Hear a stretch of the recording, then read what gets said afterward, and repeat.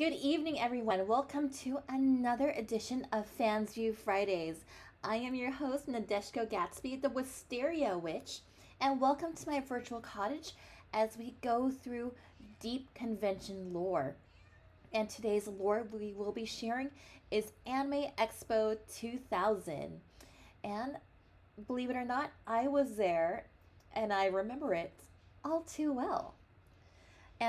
However, we're not going to hear my side of the story. We're going to hear the Fansview side of the story. And if this is your first time checking out Fansview Fridays is an archive project that I decided to dedicate my streams to. I wanted to honor my friend Kevin Lillard, who would travel from conventions since the late 90s up to around the late aughts, around the 2010s or so. He would travel and he would take photos of cosplayers regardless of what status cosplayer you were. Like, he took cosplay photos of everyone. Whether you knew, whether you were a veteran cosplayer, whether you're an award-winning cosplayer, whether you were starting out, he treated everyone equally. And this is something that is so missed in the convention community these days. Another thing I wanted to highlight about Kevin is he actually attended like a lot of panels highlighting guests of honor. And if you've been following this series, we've been learning more about a lot of these guests of honor, like what inspires them. And as I was going through our Anime Expo 2000 report, we're going to learn what inspired director Ikuhara, what inspired him to turn Utena into a car in the infamous Utena movie. So let's go back to the futuristic year of the year 2000. So futuristic. Wow, I actually did attend this convention just Saturday and Sunday, so let's head over to day one. But before we start, I wanted to say that this was the year Anime Expo went from a 3-day con to a 4-day con. They were still in Anaheim, however, they'd switched locations from the Anaheim Hilton and Towers to the Disneyland Resort. Oh my goodness, we are in for a ride. What happens when you mix otaku with the Disney families that are staying at the Disneyland Resort for the 4th of July weekend? And as a Disney pass holder, former Disney pass holder, 4th of July weekend is like one of the busiest weekends of the year. So this is gonna be one heck of a ride. All right, Friday. All right, let's go to the crowded opening ceremonies.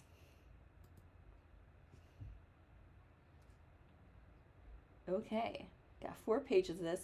And again, if this is like your first time tuning in with us, sometimes, because I'm going through Internet Archive, sometimes the photos will be not linked here because Internet Archive can like sometimes only have like so much saved up, so please bear with.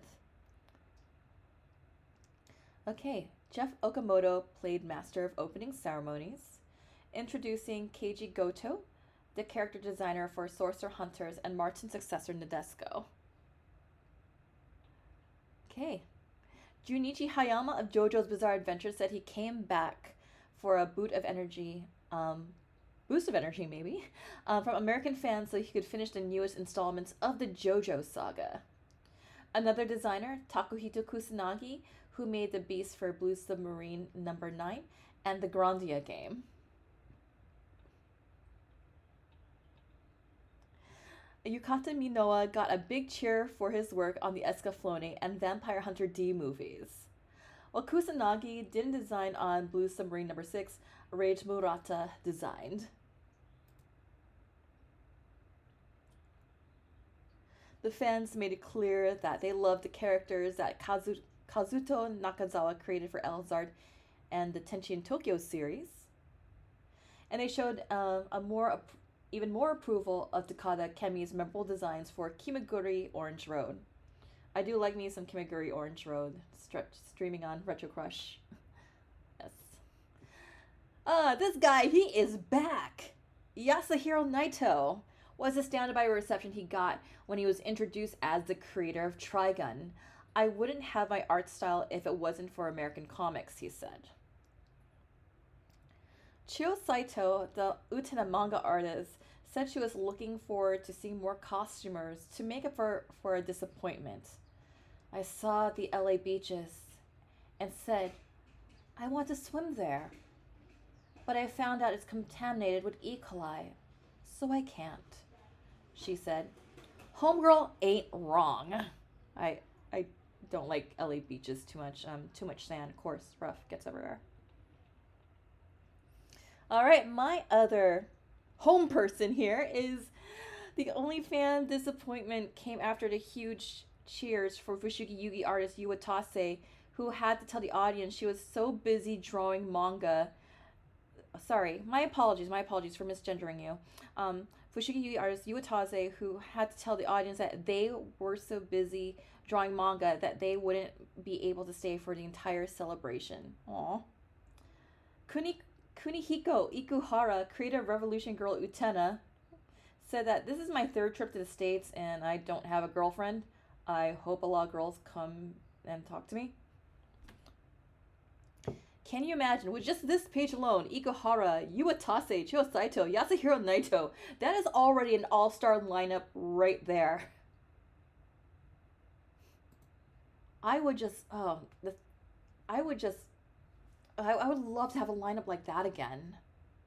But we're not done yet. Director Kazuki Akane might have been feeling the stress from just completing the Escaflowne movie, a print of which came from the convention and was shown a couple of hours after the opening ceremonies. Screenwriter Hideki Mitsui said he went to Anime Expo to fulfill a promise he had made after he spent his honeymoon at Disneyland and could not afford to stay at the Disneyland Hotel. Yes, even today it's pretty expensive, especially when you added in like the brand new towers that they added earlier this year. Ah, yes, I did go to this person's panel. Rika Fukami nearly had the crowd on its feet when she gave an energetic recital of some of her Sailor Venus lines from the Sailor Moon series. I did have the chance to meet Rika Fukami. She was also the voice of Myung Fang Lone in Macross Plus. Screenwriter Aya Matsui wanted fans to know that she creates words, not drawings, when she said, I'm just a scriptwriter, so please don't ask me to draw a picture. With all of the anime emphasis on cuteness, director Hirotsugu Kawasaki felt compelled to apologize for the shortage of cute girls in the Spriggan movie he directed. I still need to see that movie. And Mahiro Maeda looked surprised when he got a blast of cheers when he was introduced as the monster designer for Evangelion. After all, he also directed Blue Submarine No. 9, show that is moving to the Cartoon Network.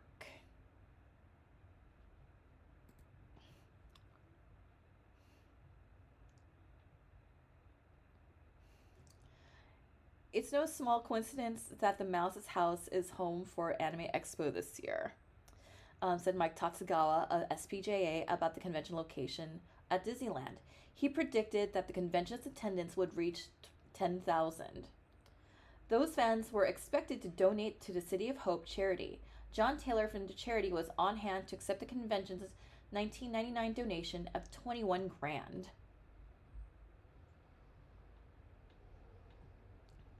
Then, Takada Kemi filled the first eye at the traditional Daruma. And actor Akira Kamiya, named the Iron Chef of voice actors by Jeff Okamoto, was named the convention's honorary chairman. I declare this convention is open, Kamiya shouted at 11:30 a.m. Pacific time. Alright, so that's our guest for Anime Expo 2000. What a lineup it was! Like, even, like, as an older otaku, just kind of, like, just looking back at this, like, yeah, I would have loved to have made some time to go to Iwatase's panel, Ikuhara, but Ikuhara was also becoming a Los Angeles regular, in the early 2000s. But let's take a look at what some of y'all have to say in the chat. So, Nephrite, I know you. Oh, all the memories on what they did to that Mickey Mouse statue. We have photos of that here. First time going to AX, witnessing the lines for the guest panels going well over 200 meters long. Yeah, I remember seeing like some of those guest lines and some of the lines for like the movie premieres. Like whoa. All right, so let's kind of take a look at cosplay in the futuristic year of 2000. Okay, we already have a Wolfwood right there. Scroll down. So for those of you unfamiliar with the Disneyland Hotel, this is kind of like the basement levels, and the basement levels, they kind of get a little bit narrow. We got Faye, we got a Kenshin cosplayer. Scroll down, we have Noriko.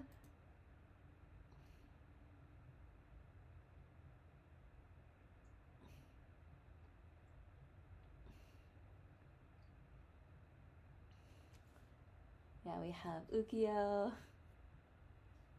We have Soul Taker. Wow, Soul Taker really brings me back. And this is Kevin Lillard's infamous photos of taking photos of cosplayers while eating. Yeah, Kevin just snapping some photos of cosplayers while they're in line.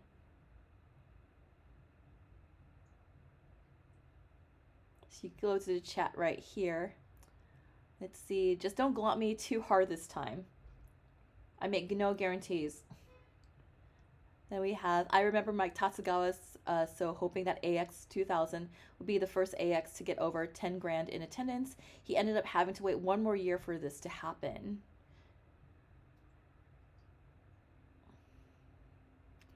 See, Ram says, yeah, I am having flashbacks of the con because I remember seeing the line to get in to see the Utena movie.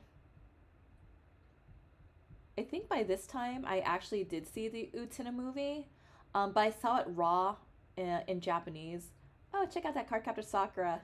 So this fabric here was like the fabric that defined like early cosplay. It was like that costume satin that you would get at Joann's. Yeah, and that lobby is still here. I also made this cosplay too. It's like one of the villain Sailor Senshi from the final season of Sailor Stars, and this character will finally have their animated debut in Sailor Moon Cosmos. Only took them quite a bit. Final Fantasy VIII. Who remembers Final Fantasy VIII? Hey, Renault is sick. Let's go to space. There's a Slayer's cosplayer right there. Yeah, I remember Chibi Pink. I hope they're doing well. Oh, I love this Umi. I believe that's Moose from Ranma. Of course, there's a couple of Ranma cosplayers right here. I was thinking like just back in the day, I had a red Chinese dress. What stopped me from cosplaying as Shampoo like back in the day when I needed something so last minute? All right, now we're just kind of going to broken image territory. So I think, okay.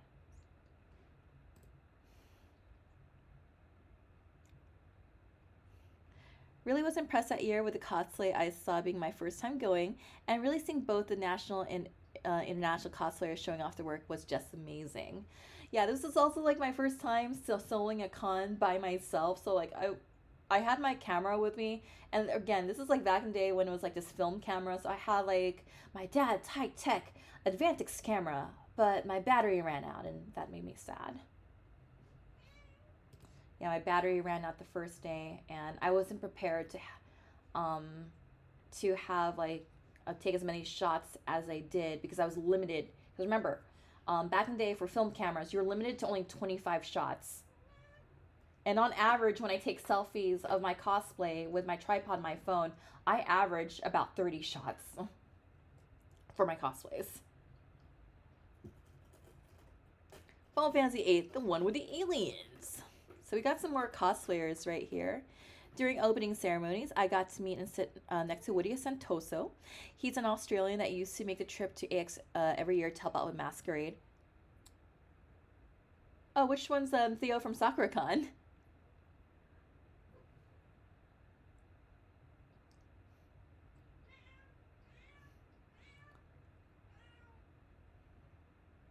He was in charge of Sakura Dance in the early 2000s on the top left of that page. Oh, this dude right here.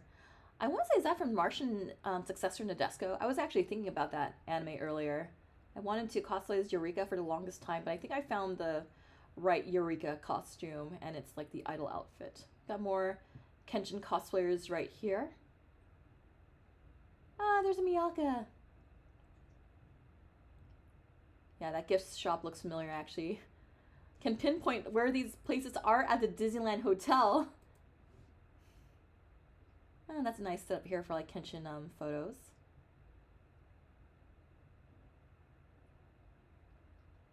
Oh, there's the Super Sailor Moon. Sammy.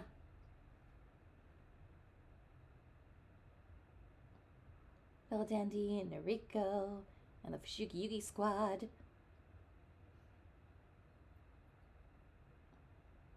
I think this is from Two Hearts. I know this is from King of Fighters. Cutie Honey. Sailor Mercury. Yes, that camera that Sailor Mercury is holding, that is a disposal camera. That is an ancient artifact of the past where we would have like our disposal cameras, take 24 shots or whatever was on that, and then we would just drop it off at like a 24-hour photo development thing, like at the grocery store or the pharmacy, and hope to goodness that your photos would turn out well. So there was no such thing as proving your photos when you're working with film camera. I didn't go digital until late 2002, so I was still on film when I started going to conventions.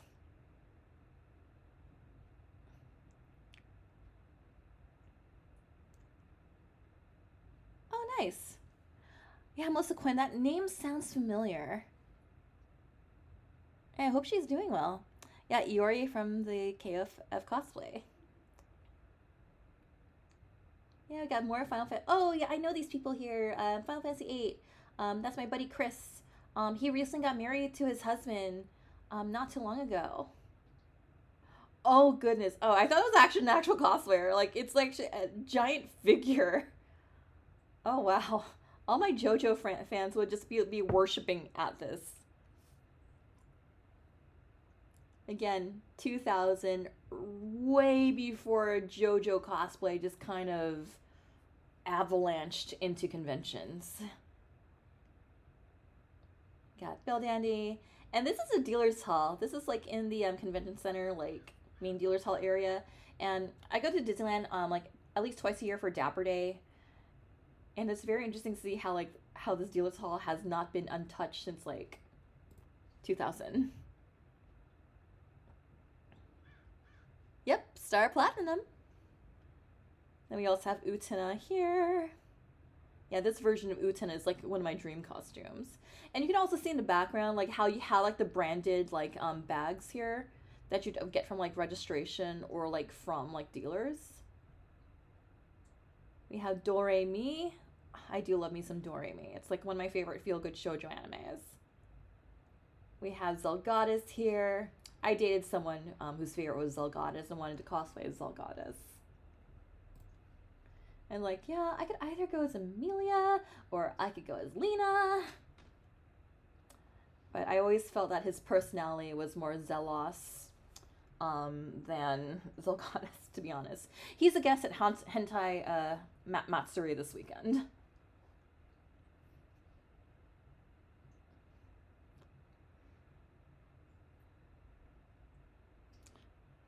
Let's see. Going through the chat, crazy story. Araki went to Anime Expo 1 year and no one recognized him at the time. I remember this. If he went there now, everyone would be like, "We're not worthy!" Bows everywhere. Doremi is awesome. I used to watch that a lot in Spanish. I really like the season where you had that American girl who joins the team. I'm biased because like she was like from San Francisco. I'm like, I was living in San Francisco at the time. Knowing JoJo was like a secret handshake. I didn't get into JoJo until I was just button mashing on something on the Dreamcast. Like, oh, what is this? JoJo's Bizarre Adventures. It references a lot of classic rock. I want in on this. Yeah, more Slayers here because there was a lot of love for Slayers in the early 2000s. I was a part of that hype. We have what I assume are like early 2000s Gothic Lolitas. And we have Ogami from Sakura Tyson. I actually know this part of the hotel. We have Ray and a couple of gargoyles right here. Or maybe they're angels. I mean, if I could find a Lena to do like the idol version of Lena and Amelia from that one episode, I would so do it. There's a pig. Then we have Tifa and Van from Escaflowne. Yes, we do need bring back Slayer's cosplay. We got Mercury right there, and I think that was the Mercury that was holding like the tiny ancient artifact of the 2000s, the disposable digital camera. Then we have an Utena here, Dream cosplay, and she has a sword too. And there's Nanami. Let's hope she's not eating a steak. It's an inside joke for those who've seen Utena, the episode where she like turns into a cow. Chibi fights Sailor Saturn, and her glaive is just as tall as her. I love it. We have Inuyasha. Inuyasha wasn't really ubiquitous back then, because we didn't get the anime airing until like 2002, so it was just still like manga at the time. And we have Hitomi from Escaflowne. I do love me some Escaflowne.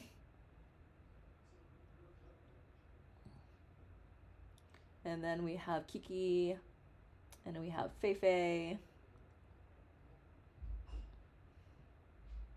Scrolling down. Oh, Final Fantasy VI. Yeah, this like eating plaza here is still there. We got Noriko in the background.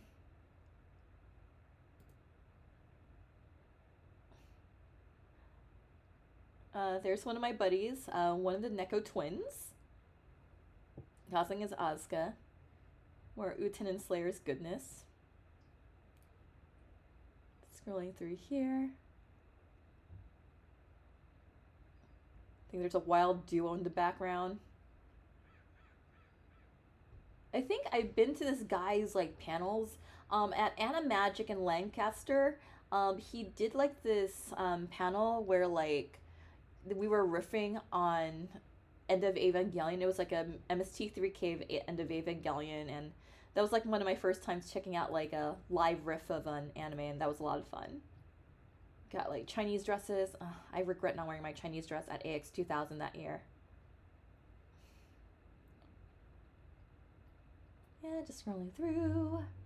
Chibis. Got some of the Japanese Sailor Moon cosplayers here. And I think we're about to run out of steam here. Because, yeah, looks like things are broken. Alright, so let's kind of look at some panels. Are the worlds of American and Japanese animation growing closer?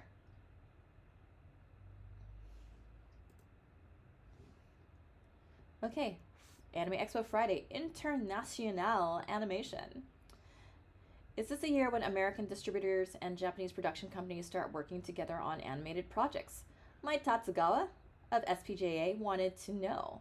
At a panel discussion, he brought together Ken Durr of Time Warner's TV production arm, best known for its Kids WB network, which carries Pokemon, and Shoji Murahama of Gonzo Studios from Japan. For 5 years, Durr has been pushing for Time Warner to import anime to produce shows.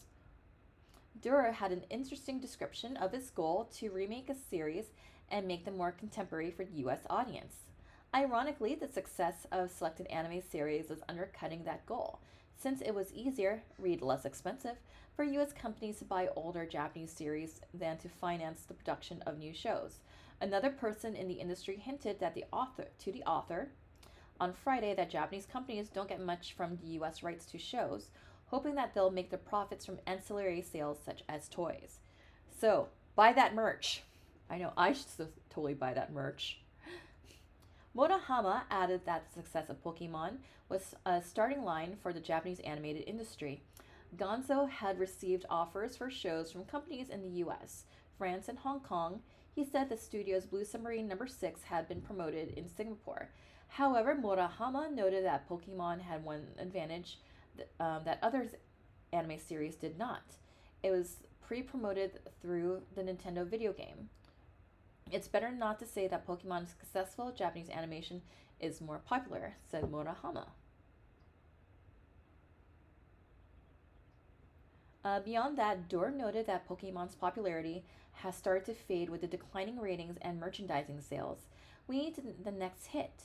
It is a company wide initiative to approach Japanese companies. Murahama said he's not worried that Gonzo would lose creative power by dealing with a large American company, but Dor wondered about the anime storytelling and style and its acceptance in US television.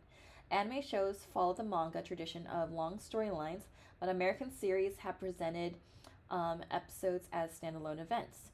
Both ends are coming closer and closer. I'll meet at a halfway point, Dor predicted. We're learning from each other. And now we have Suicide Squad Isekai from Warner Brothers. How does writer Hideki Matsui make animated comedy work? All right, let's just kind of go into chat. All right, one thing we haven't got into yet was how big a deal was for at this time for anime distributors to have their own panel press conference to announce anime series that would be commercially released in North America. Also, I think AX was when Bandai announced Escaflowne coming to Fox. Yeah, I do vaguely remember that. All right, let's talk about Hideki Mitsui. At Anime Expo's opening ceremony, screenwriter Hideki Mitsui said writers don't step into the anime spotlight very often. Shout out to all the writers in the house. I am one of them. Mitsui has given life to stories in series such as the TV version of All-Purpose Catgirl Nuku Nuku, Red Hood Cha-Cha, Shin Tenchenchi Muyo, and Gatekeepers. I cosplay for Gatekeepers. My buddy Azure Mage cosplays from Gatekeepers. I try to bring water to enrich their souls, Mitsui said about the typically young audience for his scripts. I grew up watching anime from childhood. Those shows gave me dreams and hopes. I try to do the same thing for the next generation. Mitsui has a reputation as a comedy writer. One of the three writers on Gatekeepers, he usually handles the comedy episodes. The character comes first and the story comes next, he said, describing his writing style. In creating scripts for the Nuku Nuku TV series, I refocus on how to make people laugh. So I try to break down the characters to make them do unusual things that don't make common sense. Repeated gags like Nuku Nuku's trouble remember names make the humor in that series, he said. Part of the professional self-discipline of writing anime shows is to make the story fit the block that fill fewer than 30 minutes. The chapter breaks in anime also have to fit commercial timeouts, much different from the 15-page patterns of manga serials. And through it all, things can't be too obscure. It's my job to make the stories easy to grasp, said Mitsui. Excuse me? Then there's the factor of the producers and sponsors of a series who often are more interested in making sure that the items they want to sell as toys are featured in each episode. The magical staff that a character uses, for example, Mitsui must integrate that into his scripts. I have to draw a blueprint for the artistic element and the business element, he said.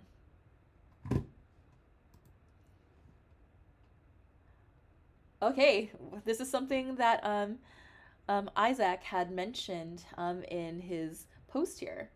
The hot film on Friday was named Escaflowne, with US TV to follow.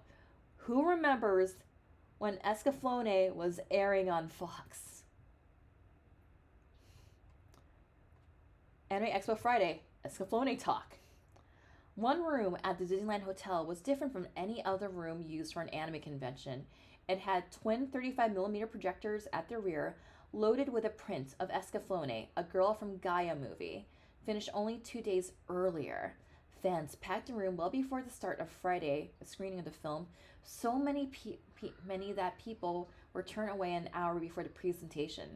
Executive Vice President Ken Iadomi of Bandai Entertainment announced before the screening that the vision of the Escaflowne TV series would be shown on the Fox Kids network in the fall of 2000, that the Gundam Wing's Endless Waltz series would be shown on Cartoon Network in 2000, and that both series were set for DVD release. Takahashi, the producer of the Escaflowne TV and OAV series, noted that the show had seen some major changes since Shoji Kawamori first came up with the idea nearly 10 years ago, along with the rest of the production crew. He had worked until the last minute to finish the print. The subtitles have just been finished and I haven't checked them yet, Takahashi said. If there's a mistake, please excuse it. For the Fox Kids broadcast of Escaflowne, Takahashi said the production would be redone with upgraded sound and music. Nobuteru Yuki, character designer and animation director for all versions of Escaflowne, noted that he attended Anime Expo in 1997 when the X movie was released, and had promised to return with the Escaflowne movie. He promised in 2000. Yuki said in Japan, Escaflowne was not too much of a success compared to X. I was pretty much surprised that this title was received so well in the U.S., said Yuki. I owe it to you who support anime in the US as the reason we are able to bring this movie here. So remember, support official releases, kids. 5 years of work had led to the Escaflowne movie, said director Kazuki Akane. We put a brand new look to it, he said about this revised character designs and revolutions of character relationships. I'm concerned if you like it or not. I hope you like it. All right. Let's talk about Sorcerer Hunters. Who remembers that anime?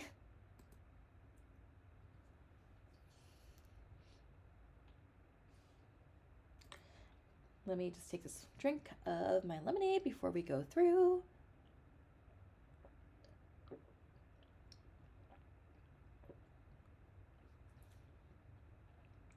The large cast of Sorcerer Hunters designed by artist Kenji Goto, which gives him the most trouble. Tiramisu, not because of her tight-fitting costume, but because of her flowing red-pink hair. It was very difficult to draw, said the designer who also drew characters from Martin's successor, Nadeshiko, those who hunt elves and Hyper Police. Along with Toru Sato, an XEBEC producer who handled Martin's successor, Nadeshiko, Goto appeared at Anime Expo fan panel on Friday. I draw what I like to draw. That attitude is more like a hobby than anything else, said Goto. His character designs are often adaptations of others' manga work. I feel apologetic to them as artists. Goto said about those manga creators. I feel more frustrated when I have ideas about those characters that I can't put on paper. Goto can show his creativity when he gets a video game assignment, including his work on the Double Cast and Gatekeeper games, which were done like animated films, he said. Well, maybe the trip to California wasn't all fun and games for Goto. Gatekeepers has made a transition from game to film. The series is still in production. Goto is creating the storyboards for several episodes, and those drawings aren't finished, meaning he had to take his work with him to the convention. I'm in a real peril, he joked, not looking forward to hours of drawing storyboards in his Disneyland hotel room. Sato said he was fascinated by the way that Americans accepted anime artists. I am surprised that American fans have so much respect for the creators, he said. I feel a higher level of respect than in Japan, he added to the large room full of people who had assembled to hear the artist. Aww. Alright, let's hear from Yasuhiro Naito. I didn't start watching Trigun until summer of 2001 when the DVD set was complete. I was like just collecting the DVDs. Alright.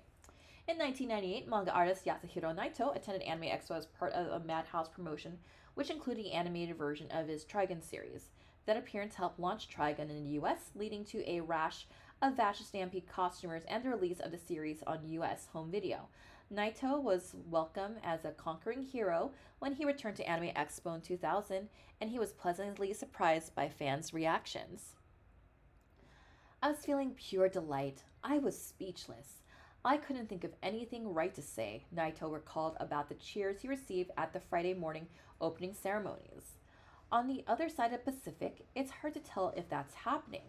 Not only is Trigun selling well in the US, it spawned a series of action figures to be sold by Todd McFarlane's company in North America, Naito noted.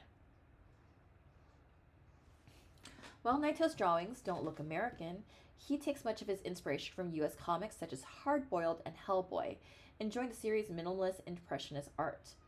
Naito keeps track of his movies, fashion magazines, and even garage kits for elements put in his stories. He really likes the Art Storm model figures. Naito's biggest opportunity may have come when he was hired for the manga adaptation of the Samurai Spirits video game, where I could create what I liked with the plot, a dream come true for a man who said he's a fan of that game.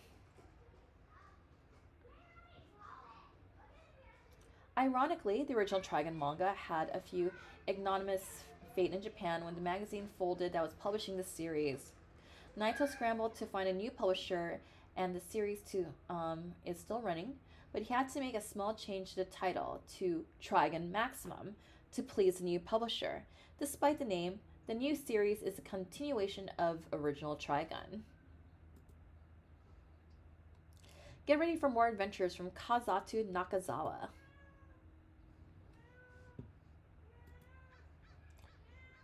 I don't know if you can hear in the background, but Karma has quite some opinions on Kazuto Nakazawa. Alright, Karma is my cat. Character designer Kazuto Nakazawa. Alright, listen to chat. Good old Taka, the translator. Yes, him and his ukulele. Character designer Kazuto Nakazawa, right, with a translator on the left, might have been joking when he said at Anime Expo panel discussion that he moved into the anime industry because he was lazy. I was told that animators can sleep in as much as you want. The flip side is you can never go home, no matter how late it gets at night, Nakazawa said. Many of his late nights during his career have been spent putting together characters for the El Hazard series. On the other hand, Nakazawa is working on something more commercial, on the Digimon movie. On the way, he was working 2 days before the convention, and Nakazawa was trying to put together a new project with frequent collaborator and director Hiroyuki Kitakubo. Video game work? If there's an offer and it pays well, I'll take the job, he said. On the growing computerization of anime production, Nakazawa said, I have a personal preference for the film. I feel that film has more realism right now. Fans want to know why one of his character designs is of a cat that transferred into a suit of armor. The director wanted that. And why the teachers of the two series he has drawn his characters look the same is only because Nakazawa wanted that.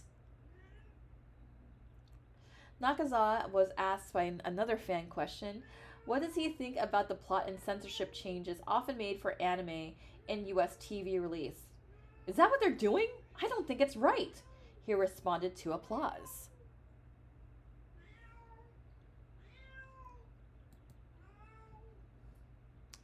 What is happening to this costumer's face?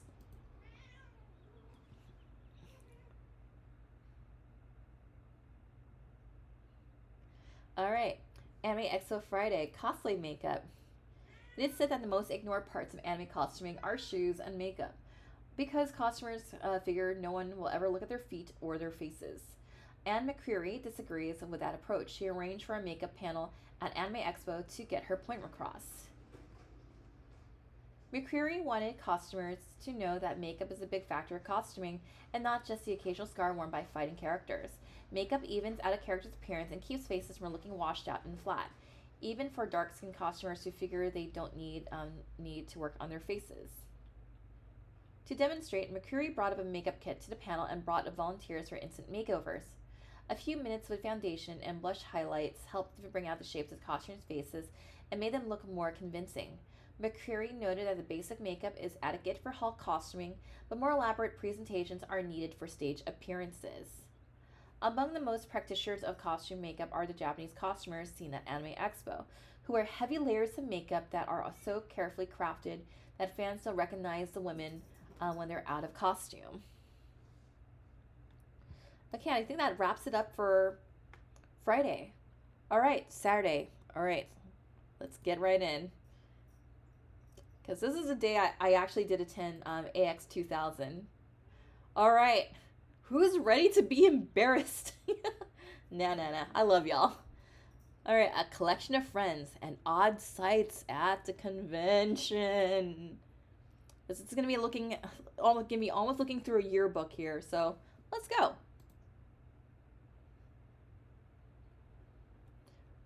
Isaac Alexander of SoccerCon. Hey, guess what? He is in the chat right now. And I believe, yeah, that looks like it's a Disneyland hotel in the background. Yep, there he is. Everyone just throw emojis at him or something.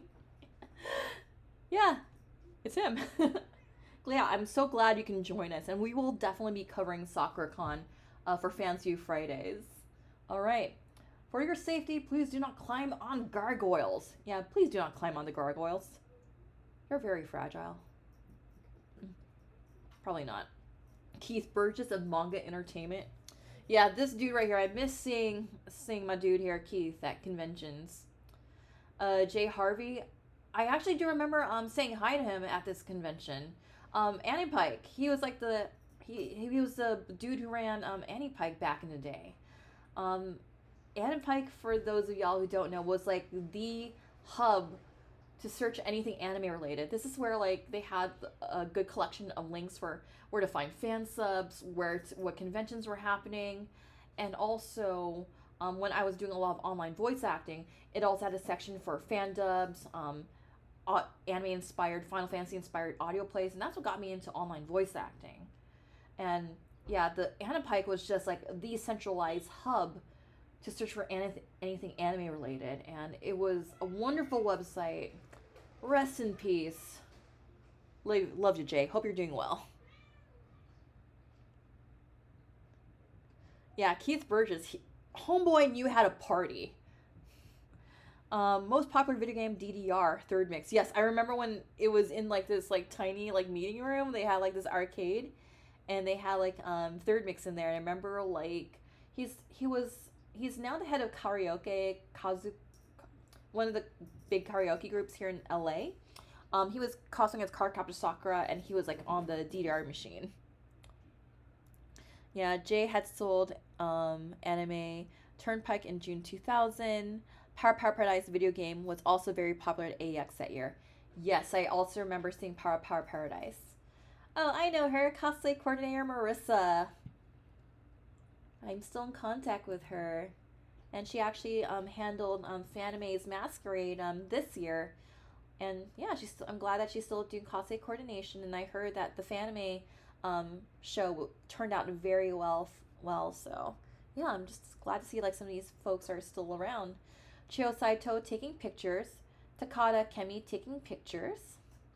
The Iron Chef Pepper. Tokyo Pop in the parking lot. Yes, I do remember seeing the Tokyo Pop booth thing there where you can like just pick up like this huge tote, the plastic tote. And I think there would be like samplers and like mini posters for like Tokyo Pop in there. Let's see.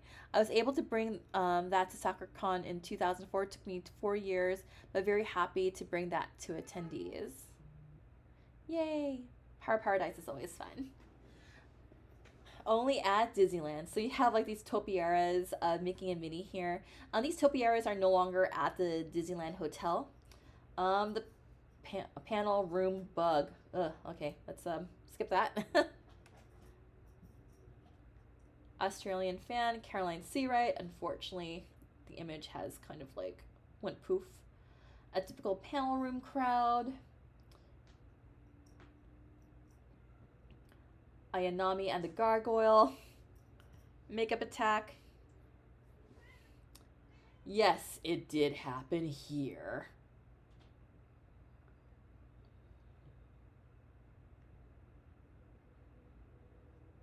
Yeah, this is like an old, like the Disneyland Hotel, the exteriors, they changed a lot throughout the years. Like there's no longer the balconies here. Now it has like this like tint of blue. It no longer has like this retro looking sign right here. So yeah, like I'm just glad Kevin also just captured like old school Disneyland here. I mean, like, yeah, 2000 is not quite old school, but there's always this obsession of like, especially on the theme park side of the internet, the theme park side of fandom, of people uploading vacation photos of when things used to look like, what things used to look like at theme parks and resorts. So I'm kind of glad that Kevin also just captured like just some of the scenic vibes here.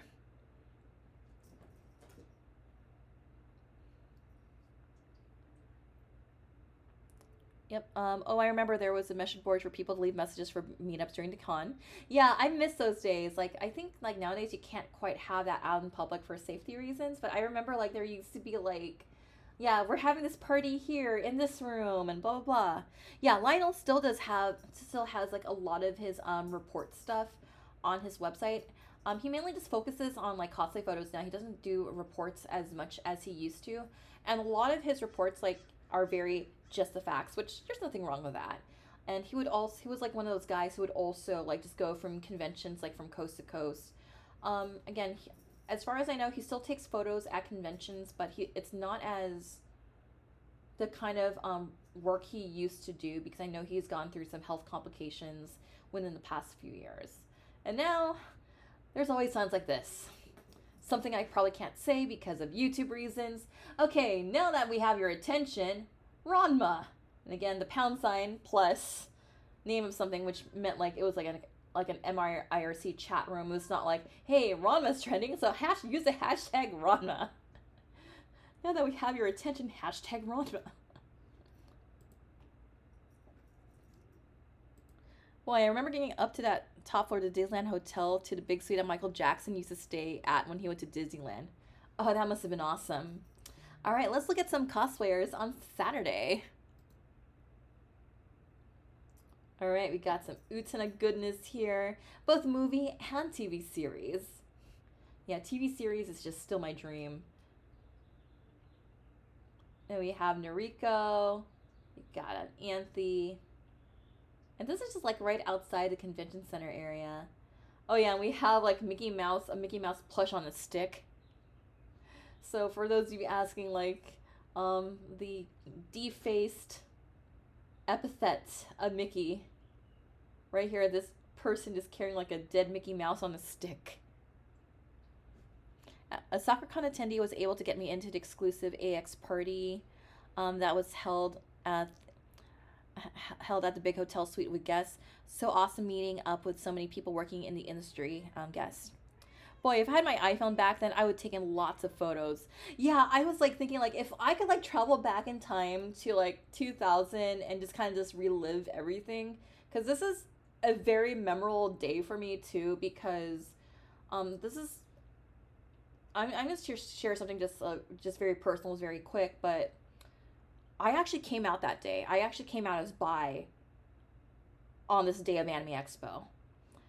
The context was I was hanging out with a couple of friends. A few of them were actually from Seattle, and we were just kind of like just vibing right by the Neverland pool, and we were just kind of like just having dinner, and we were just kind of like, hey, we do realize that all of us here on this table identify it as some kind of as part of the LGBTQ plus community, right? And they're like, oh yeah, we are. We're the queer kids table. I'm like, yeah, I'm bi, and being able to say that for the first time felt so freeing.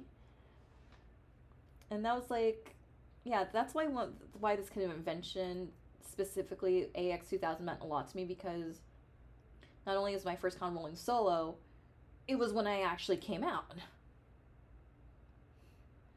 And then we have a Goku right here.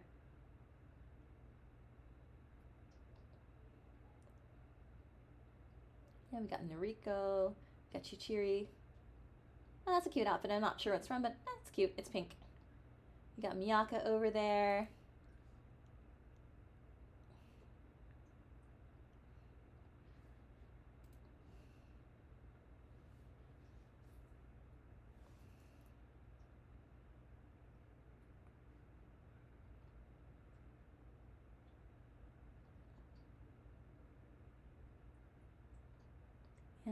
Yeah, like family cosplay here.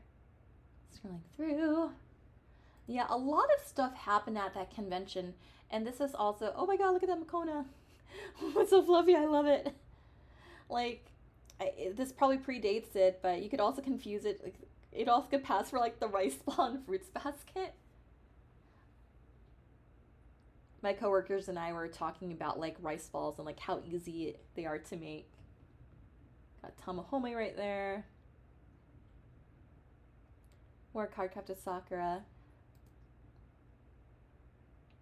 Yeah, I remember like I was like with a group of friends and we were being interviewed by this one publication that's probably defunct.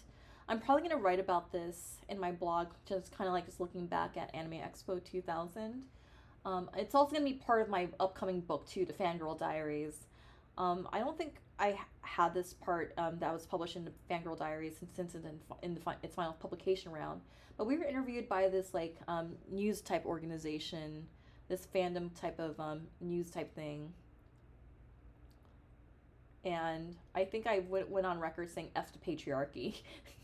I think the context they're asking, like, yeah, like, we see a lot of women, femme presenting folks at this convention dressing up, and they're dressing up as, like, all these female characters. Like, what is the correlation to that? And then I think I said something along the lines of F to patriarchy. Because I was that kind of person back then. Well, I still am now, but I learned to be vocal again in my late 30s.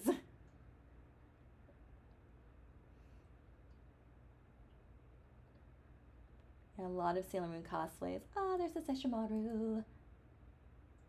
Again, we'll just go as far as they'll give us images. And one of the lines here, got a Faye and Spike. Scrolling through. More Utena.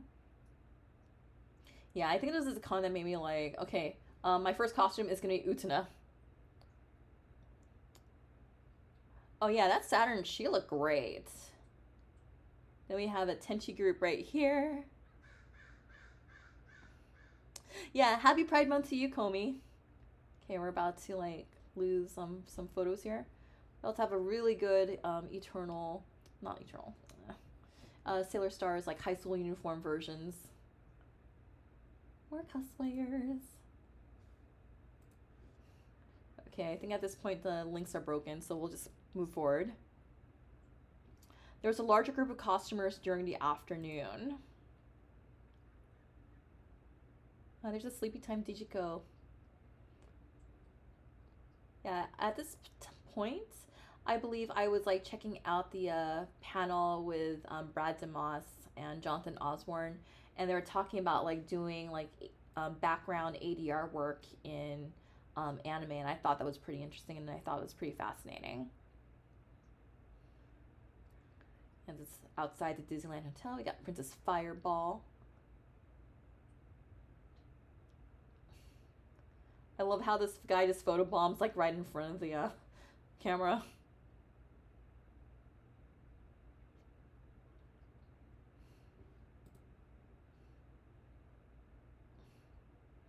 I love this gothic Lolita outfit.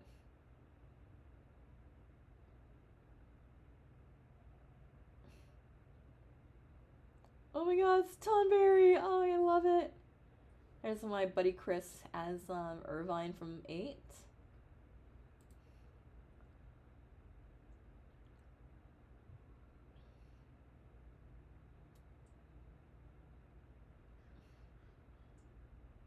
Some more for Shugi Yugi goodness.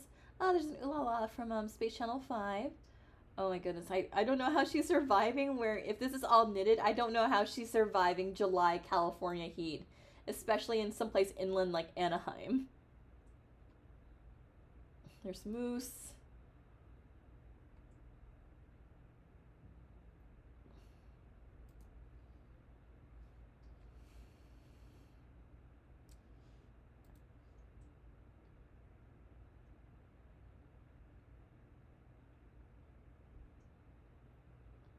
More cosplayers. I like how the signage here at the Disneyland Hotel has like never changed. We got Team Rocket. Finally, we got some Pokemon. Got Ash and a Pikachu. Got a Fushigi Yugi group here. I think I might know her, but the quality of the photo is kind of grainy. Sometimes I just look at these like, I think I know them, but I'm not sure. It's like looking at my friends' baby photos. Oh, there's a tiny... Oh, wait. Tiny Saito.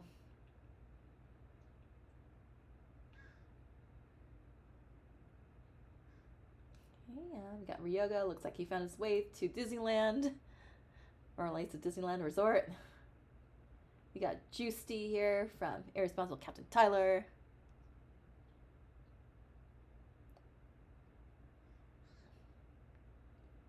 Yeah, looks like we're about to go into broken linkage territory, image territory. And yeah, I know Kevin took my photo here at one point, but it was just me like in regular clothes. Like I wasn't dressed up from anything specifically. All right, let's see here from Isaac. Trying to remember all the anime series that were popular that year.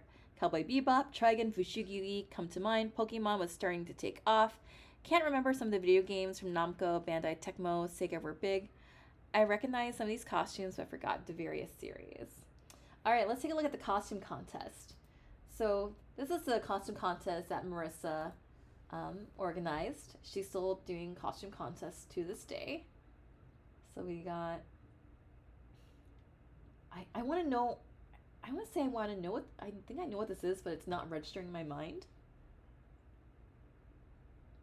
Of course, we got the Sele group here. There is video footage of the Anime Expo 2000 Masquerade on YouTube, and it is something. And if you look up these guys' Evangelion skit, it is hilarious. Yeah, I was thinking Dominion 10 Police, but I wasn't quite sure. And we got Charizard and Poliwhirl here.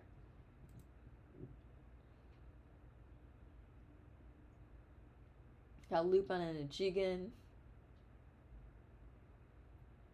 Oh my god, we got Sharon Apple. I do love Sharon Apple. Got Wolfwood. We got this group of just hodgepodge characters all together. Got a Meowth of Cardcaptor Sakura. Yue from Cardcaptor Sakura.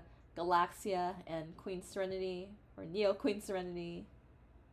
I just love like just seeing like groups do like all these mashup like masquerade acts. I know like nowadays it's kind of frowned upon, but like getting your friends like last minute to do a cosplay skit and you're from like this random series and you just kind of figure something out, like those are like the Wild West days of masquerade.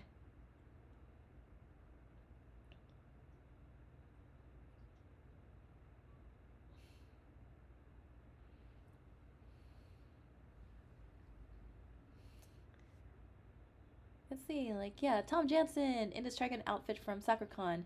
It's the Zell Stalker.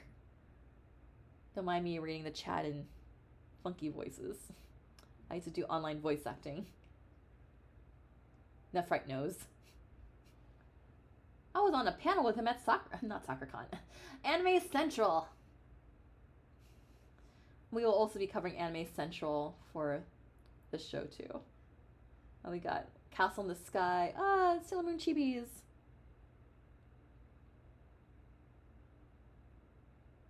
Oh, I'm sorry to hear that, dude. Okay.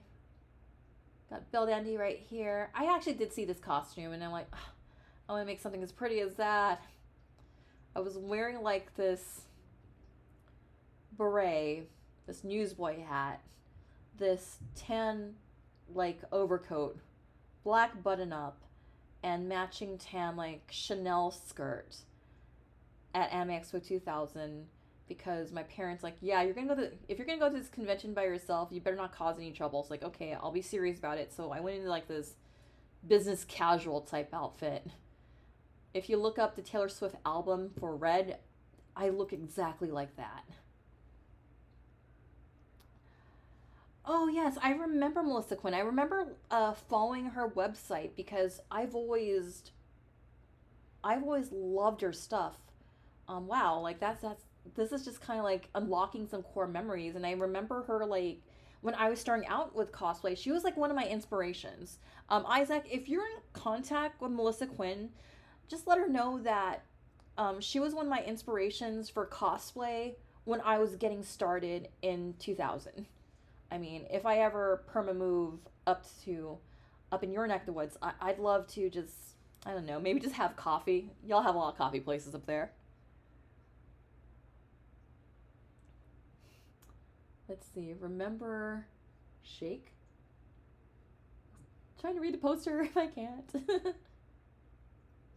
See, oh, we got Tonberry. Oh, I love this Tonberry. A Midnight Rare. Oh my god, that is such a cute Makona. I like how they did Makona. It's like a hat type thing. Got Gundam Wing.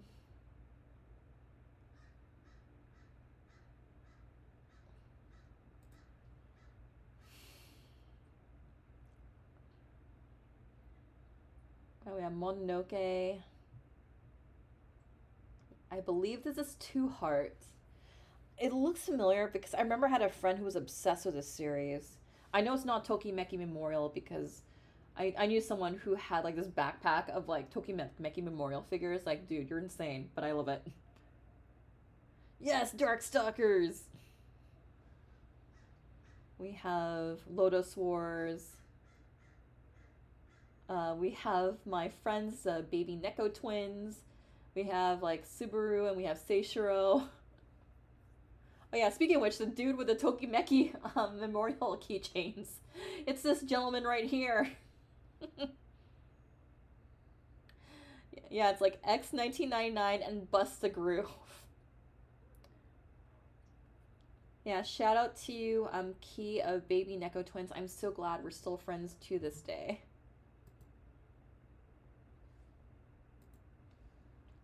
Oh, that is a really cute version of Princess Fireball. And we have the Baby Neko Twins here in their Bust the Groove outfits.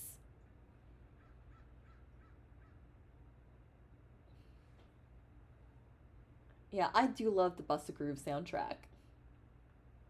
You have another X skit right here. And Cat you are! Yeah. Oh my god, there's my buddy Mandy Mitchell.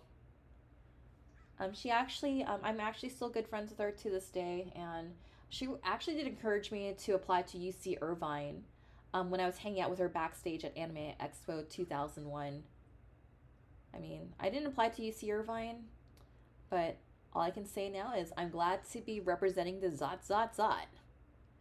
Somehow UC Irvine tries to make its way and sneak its way into my streams. Zot. And there's, I want to say that's a Kuno. It looks like my buddy Kenny, but I can't quite tell.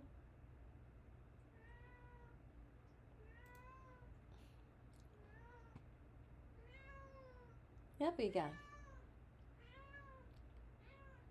Yep, we also have my friends here. Love Miko. Let's see. They did like their own original versions of like Sailor Neptune and Sailor Uranus. I forgot what they called this version, but it's like a fluffy, like ethereal, lavender haze kind of version take on the eternal forms of the Sailor Senshi.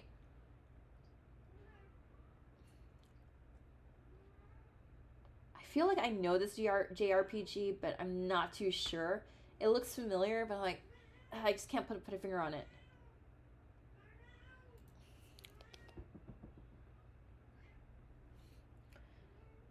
Again, crazy mashups: Goku, Utena, and Ceres from Sailor Moon. We have Leith and Mimosian from here from the last arc of Sailor Moon. They will be in the Cosmos movies. I have very strong thoughts on the characters, but I'm just happy to see like, oh yeah, nice costumes. We got like Tenchi Muyo here. Oh my god, giant Ryoki. I love it. Got Slayer's team right here. We have I Wanna Be an Angel. I've only seen like a few episodes of that. We have a cat from Cats. We have Sailor Jamboree here. And they also have like their own take on the Sailor Senshi outfits. So this is like a combination of like just different designs throughout the Sailor Moon franchise. And these were designed by Tristan Citrine. And Sailor Jamboree at back in the day, they really set the bar for masquerade performance and the judges' decisions on best performers. Yeah, we got the Laputa gang here. They look pretty sweet. First prize presentation went to Sailor Jamboree. Second prize went to the Darkstalkers. This is my favorite skit of the night. If you go through like the videos of Anime Expo 2000, Third prize presentation went to the Sele group. Best Children, Best Construction Master Level, Best Construction Novice, nice. Best Construction Honorable Mention.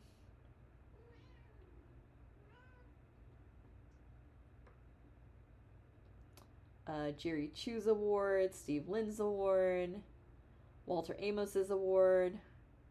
Yeah, I know Walter. He's one of my new buddies. An honorable mention.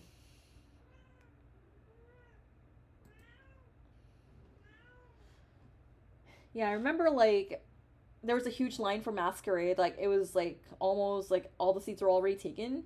And I remember like my friends and I were like in the hotel room. We were just trying to figure out like are they gonna show the Masquerade on like channel 1 on the hotel feed?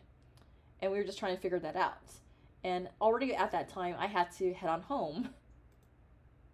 Because I remember I had to leave before as the fireworks were going at Disney's to avoid like any bum rush of traffic from Disney going back up to my parents' house.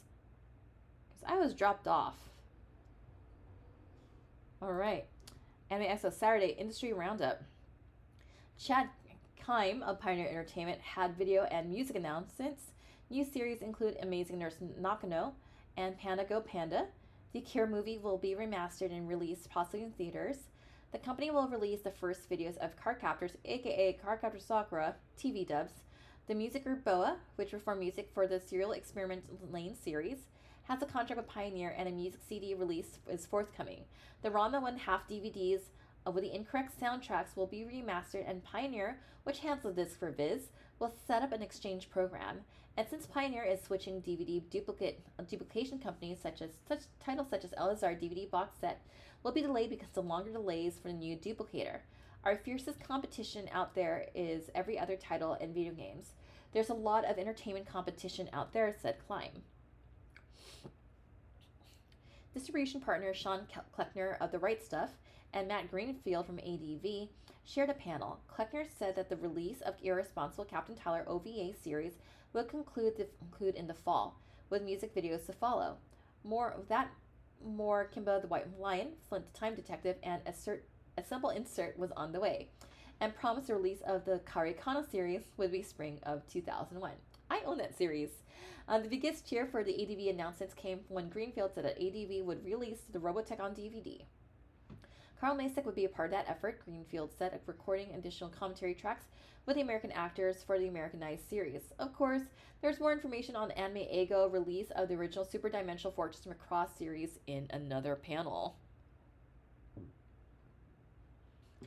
Toshifumi Yoshida of Viz Communications showed off the company's acquisition of the Aya no Series anime created by Yu Atase and Revolution Girl Lieutenant's manga from Chio Saito. Live action films from Viz will include Moonlight Whispers, based on the Dance Until Tomorrow manga, Love and Pop, Welcome Back, Mr. McDonald, still pending, and the Yakuza movie, The Most Terrible Time in My Life. What about the upcoming Inuyasha anime? Yoshida dropped a room full of hints, like how the anime comes from Viz's parent company and the original series was Rumiko Takahashi's, and how the company has published the original manga. Then settled for saying, we might be working on it. Another Viz representative called the pulp anthology the New York Times of manga in the U.S. They were said they are trying to discourage the image some people have of the book as a hentai title. Artist Santiago of Digital Media, the company which began selling Japanese screen tone and other art supplies, say they plan to expand into fan stuff such as Yugi art books, Studio Perot goods, and other souvenirs. You go to the dealer's room and there's stuff that's really expensive that you want. We're going to make that less expensive, said Santiago. The website that will sell these items will also offer an expanded version of the Anime News Service page, which plans to offer a search engine and bulletin board. Along with the previously announced showings of Vision Escaflowne on the Fox Kids Network and Blue Submarine No. 6 on the Cartoon Network, Bandai plans more Gundam Angel Wing, Better Man, Fancy Lala, the Zayman Retro Future Series, and Jubei-chan announced at Anime Central. Fans wanted to know how Escaflowne would be adapted for TV, and Bandai executives said it would be changed to meet FCC broadcast standards and Fox standards and practices. The edits are out of the Bandai's hands, they said. Those who want uncut Escaflowne will be able to get a box set of DVDs, which will be offered with replicas of Hitomi's tarot cards. Alright, what about the planned anime Eigo release of the original Macross in subtitle form? Robert Woodhead of Anime Eigo said the attempt to create the best possible digital video remaster has delayed the project as the company has spent over 100 grand to create the master from a 6mm print. Ironically, it was Harmony Gold's print that was used by Carl Macek when he adapted Macross as Robotech. Woodhead emphasized that the Harmony Gold print was the best Macross print available anywhere. Anime Eigo plans to spend another 50 grand to have producer Shin Kurokawa touch up the master remaining flaws. This transfer will beat the crap out of anything else in the market, Woodhead said after the competing Macross and Robotech releases. However, the perfectionist production delays mean the Macross release, which had been planned for the summer, 1 year after Anime Eigo announced plans for the reissue, will not be ready until the Christmas shopping season at the soonest.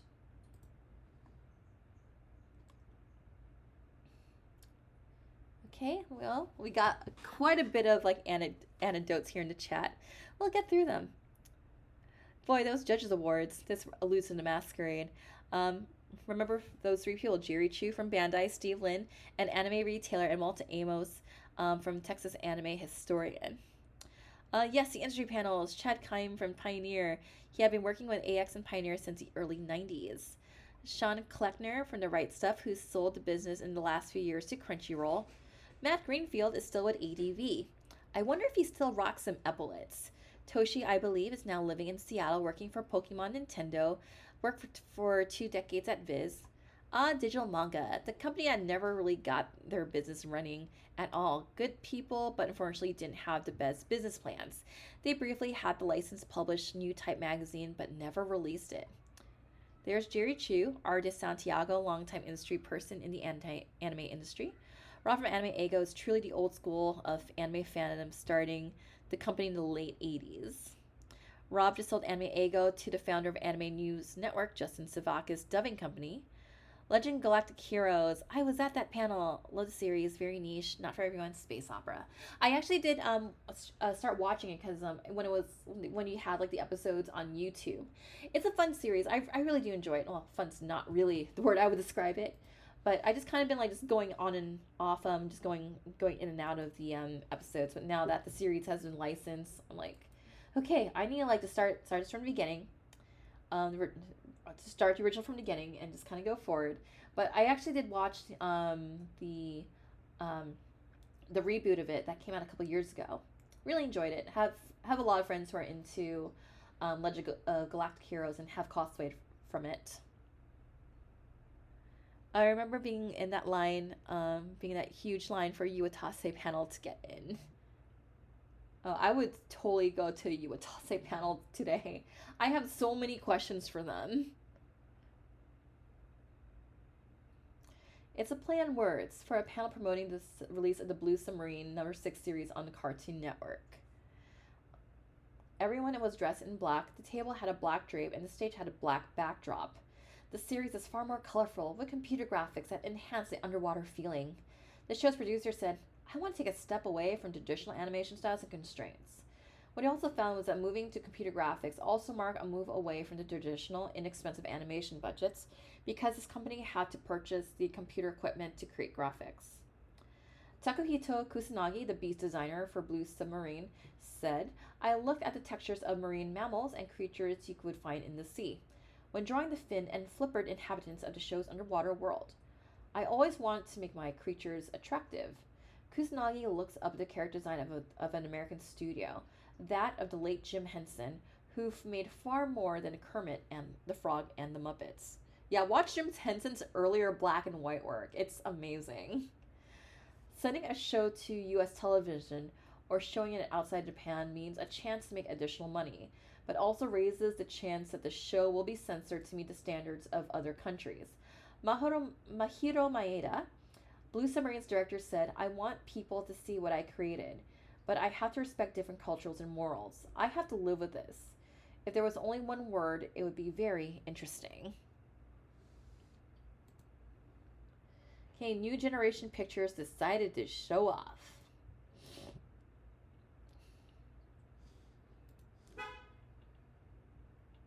Wow, I vaguely remember New Generation Pictures.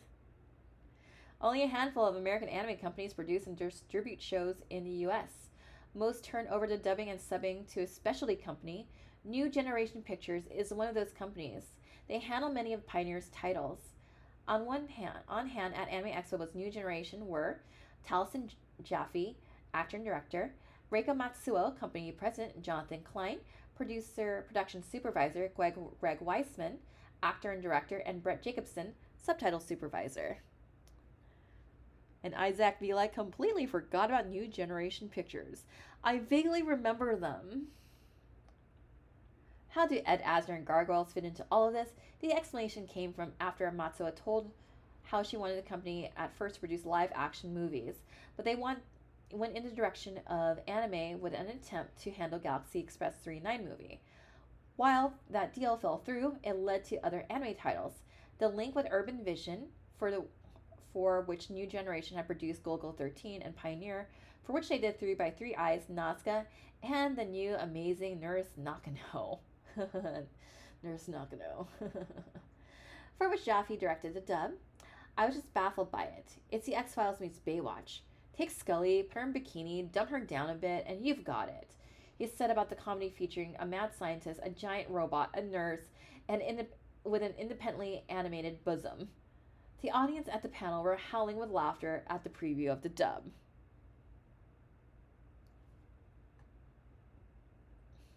Weisman got the privilege to finish some unfinished business for anime fans with the relaunch of 3x3 Eyes. The series, which started by Orion, then dropped before all the episodes released in the US. The New Generation version of 3x3 Eyes, to be released by Pioneer, has a fresh dub cast and soundtrack. I think we managed to capture the real flavor and spirit of the Japanese as well as we could and make it ready for an American audience, he said. Sharp-eared fans will hear the voices along for the Gargoyles TV cast in 3x3 Eyes, including Bridget Bacco as Pi, along with veteran actor Ed Asner in the supporting role as Pi's grandfather. Okay, I need to watch this dub of 3x3 Eyes. Okay, let's talk some Legend of Galactic Heroes. Let's talk about some space conflicts.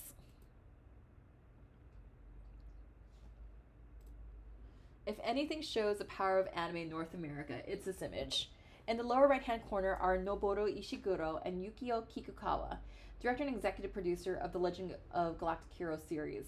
They're surrounded by fans of the spacefaring shows about a war between an imperial empire and rebellious planets.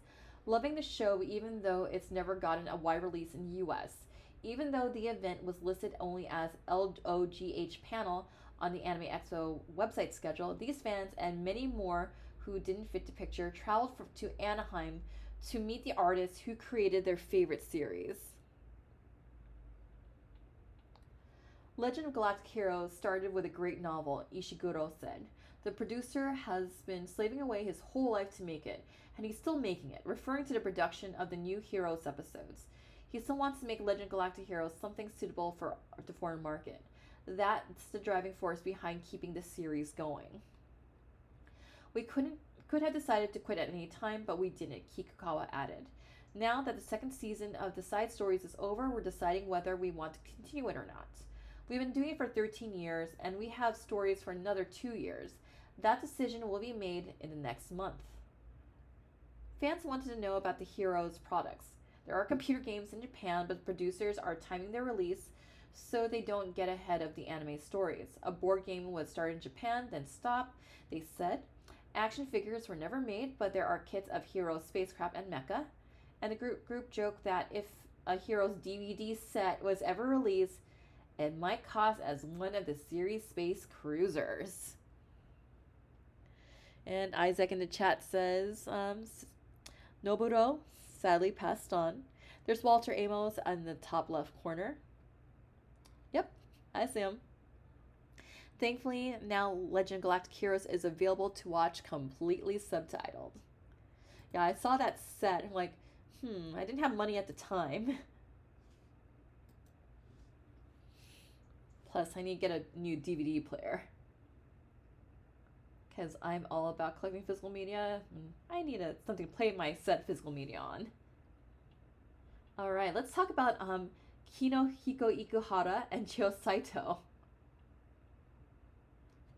The creative team behind Revolution Girl Utena series can't stay away from North America. Kinohiko Ikuhara, the series director, and Chio Saito, who drew the Utena manga, soon to be sold by Viz, made Anime Expo their third convention trip of 2000. I was so happy at the conventions, I had a lot of fun, so when I was invited back, I decided to come. Saito said about the reason for the return trip. Alright. One of the more unusual parts of Utena is a sequence where the title character turns into a high-fendered automobile. I remembered Michael Jackson's Moonwalker video where he turned into a car. Ikuhara joked. As to why that sequence got into the series, he said more seriously, I think it's because I like to have a car. Just like that one in the movie. Ikuhara is also serious about his singing. He'll be singing on a soundtrack album in Japan.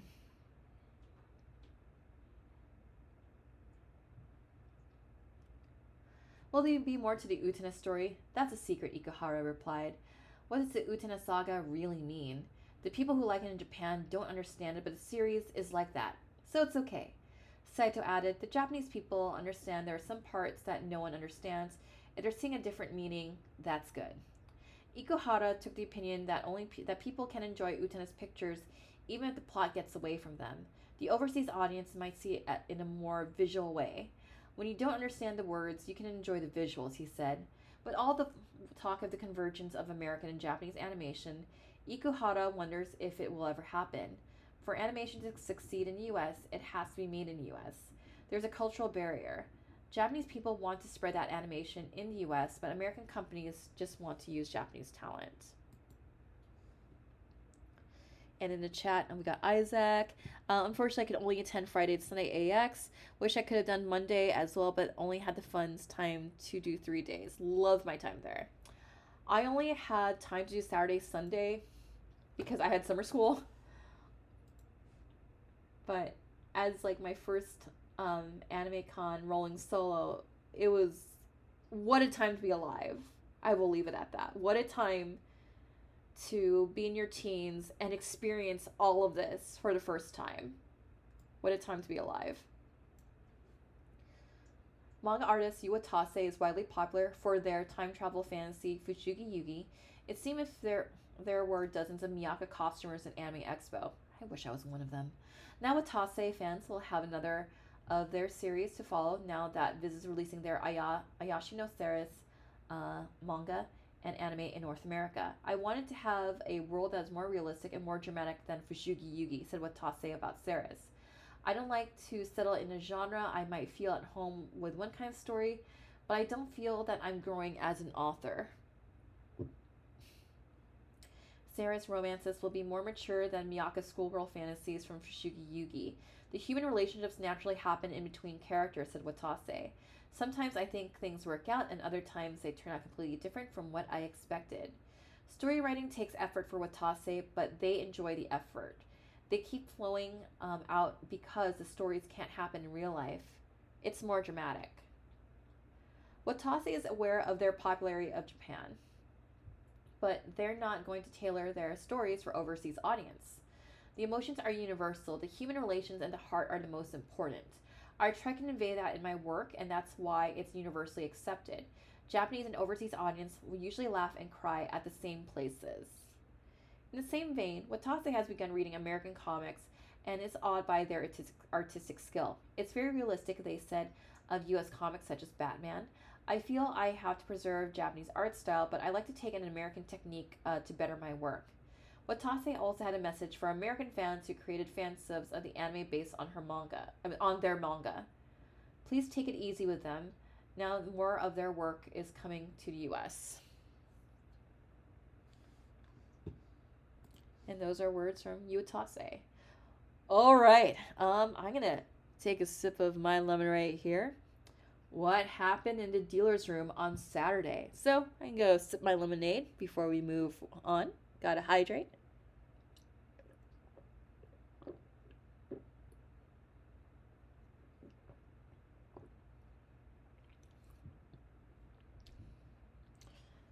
So, what happened on the dealer's room on Saturday?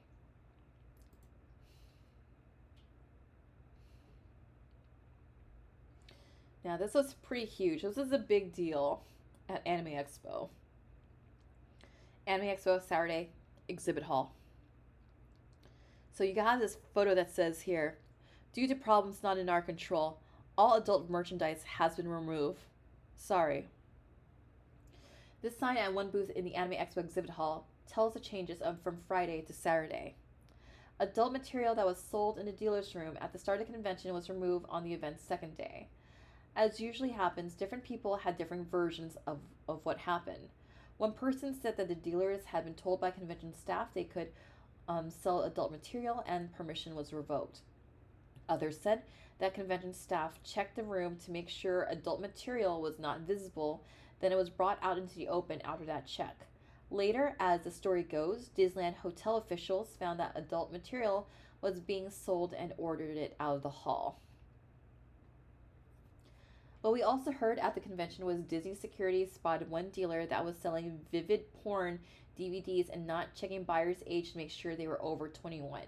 That led to the dealer, not one illustrated in this picture by the way, being asked about his practices, which led to another dealer demanding that a police officer be called to confirm that he was doing something wrong, and apparently the officer did make that confirmation. When the dealer called the police, that sent in motion some additional actions by Disney, which led to removal of adult material.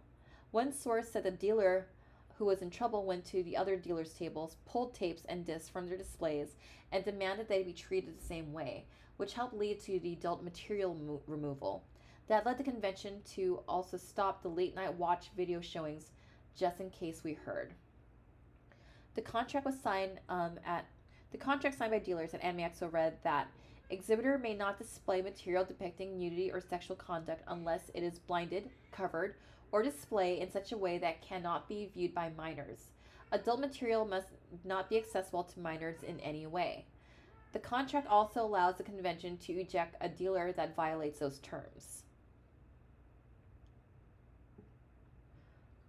One company showed up despite a week of crushing adversity. Anime Depot, the retail arm of Manassas, Virginia-based Psychonet, had a simple booth in a dealer's room, was planning to have another booth at the huge Dragon Con sci-fi convention in Atlanta on the same weekend. Psychonet announced a few days earlier that the company was short of cash, could not meet its payroll, and that many of its recently hired key executives had left. A filing with the SEC said Psychonet had lost $1.2 million in the first quarter of 2000. The stock price dropped by 25 cents at the end of July. Cy Robert Pecan, the founder of the company, resigned because of health reasons. The most elaborate booth in the dealer's hall was the Bandai booth. Yes, it wasn't a sales booth. Other dealers sold Bandai videos. It was there to promote the company's shows.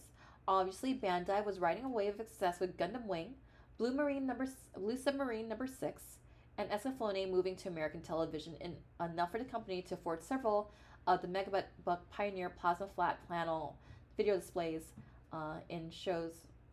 To screen its shows for visitors. The second elaborate booth was from ADV Films, although it was staffed by the Suncoast Motion Picture Company, as happened in 1999. This booth resembled the setups used by production companies at huge National Association Television Production Executives trade show. Underneath the ADV logo is a booth where private meetings can be held, and company executives are busy in that booth all weekend. All right, so that wraps up Saturday. Let's move on to Sunday. All right, let's take a look at some costumes on Sunday.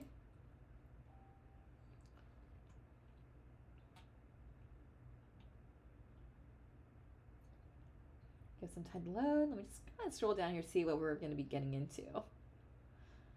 All right, we got Sailor Moon, we got Lum. I was actually like in this Discord where I was talking about like old school costumes that I want to bring back, and like a few of them were like, "Oh yeah, you should cosplay as Lum." Like, I don't have the body for Lum, sorry, or rather the confidence for Lum.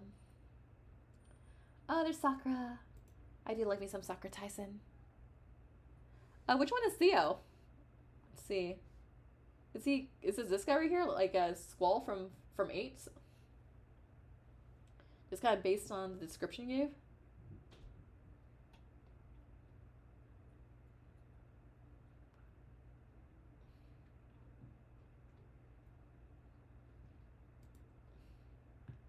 Okay, we also got Cardcaptor Sakura here in the arcade. Yep, we have Marty's successor Nadeshiko. You have Shalran.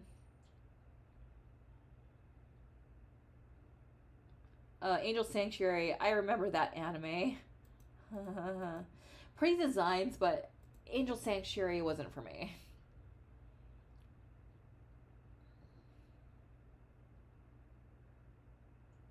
Okay, just going through. DoReMi, we got some Piccolo. We got Junjun. We got Master Roshi just hanging out there. We got Subaru.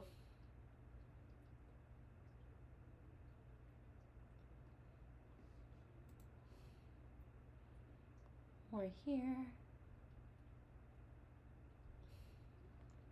I feel like I know what this is from, the pink mecha outfit here, but it's not registering in my mind. Oh my god, I do love me some Castlevania. Oh, these Castlevania costumes are just beautiful.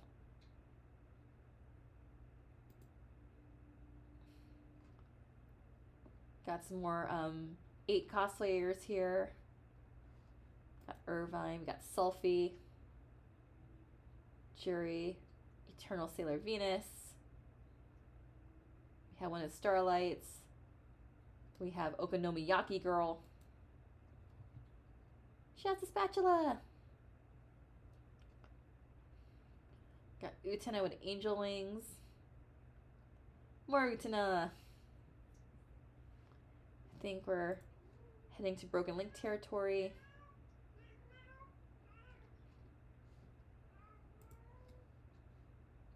Okay, Sunday. All right, let's look more costuming here. Let's look at some more cosplayers.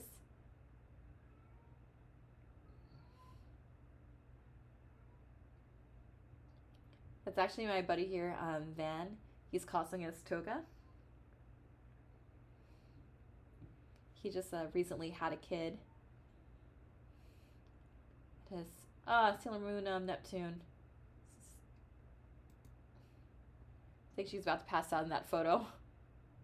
Okay, so I remember this manga Luna and Artemis, and they didn't speak all weekend. And what they did was they just took a board and they just kind of like wrote like what they said, and I thought that was pretty cool. We have Utena over here, and we have like this Darth Pikachu thing going on here. Just kind of scrolling through. I think we might run into some broken images, so we're just probably gonna move on. Galaxia! Oh, we got some more photos here. Shinji and Rei. We've got some Darkstalker stuff here. Pluto. Okay, looks like we got some more photos here. Or are we in broken territory? Oh, that's a cute outfit. More Galaxia.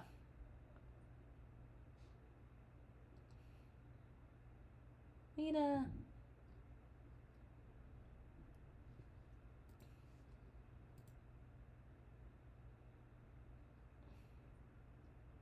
Got like 2 Lena inverses here. Galaxia. Yeah, a lot of Slayers going on here. Yeah, it just really takes me back. Like, I remember Anime Expo 2002, my bestie Sora from high school. She ended up costing as Lena Inverse, and that was like a lot of fun. And I remember having to safety pin like everything to her like the morning of. Alright, let's talk about Kazuki Akane. If director Kazuki Akane looked distracted or tired during Anime Expo, forgive him. He just finished years of work completing the Escaflowne movie, which just finished just in time for the California event. I'm still not fully recovered, he said on Sunday, a couple days after the film had been shown at the convention. All of my staff worked on it day and night. The last few months were the hardest. Akane was pleased with the audiences that filled the screening room at Anime Expo to see his work, but he's too much of a perfectionist to be too happy. The finished product is satisfactory, but the directors are never satisfied, he said. Akane said he was aware of the need to provide better product for projection on large screens, compared to the TV screens on which Escaflowne is usually seen. After hearing how the audiences reacted, he got ideas for the next movie he'll produce. The film version has a Japanese concept and not openly expressing emotion, Akane said. Perhaps my next film will have more openly and clearly expressed emotions. The movie's emotions aren't as openly expressed as in the TV series. As in the TV version of Escaflowne, the movie version searches Akane's vision of a primitive culture that tries to come to grips with technology from an accident, a dead race, much like science fiction tales such as Planet of the Apes and the Kozga. What is Akane's next project? It'll be a TV series called Moonshaft, a story of a 23rd century spacefaring women with genetic engineering. I always feel that the best film that I'm going to make is my next film, he said. I'm constantly trying to go and satisfy my unfulfilled feelings in the next film.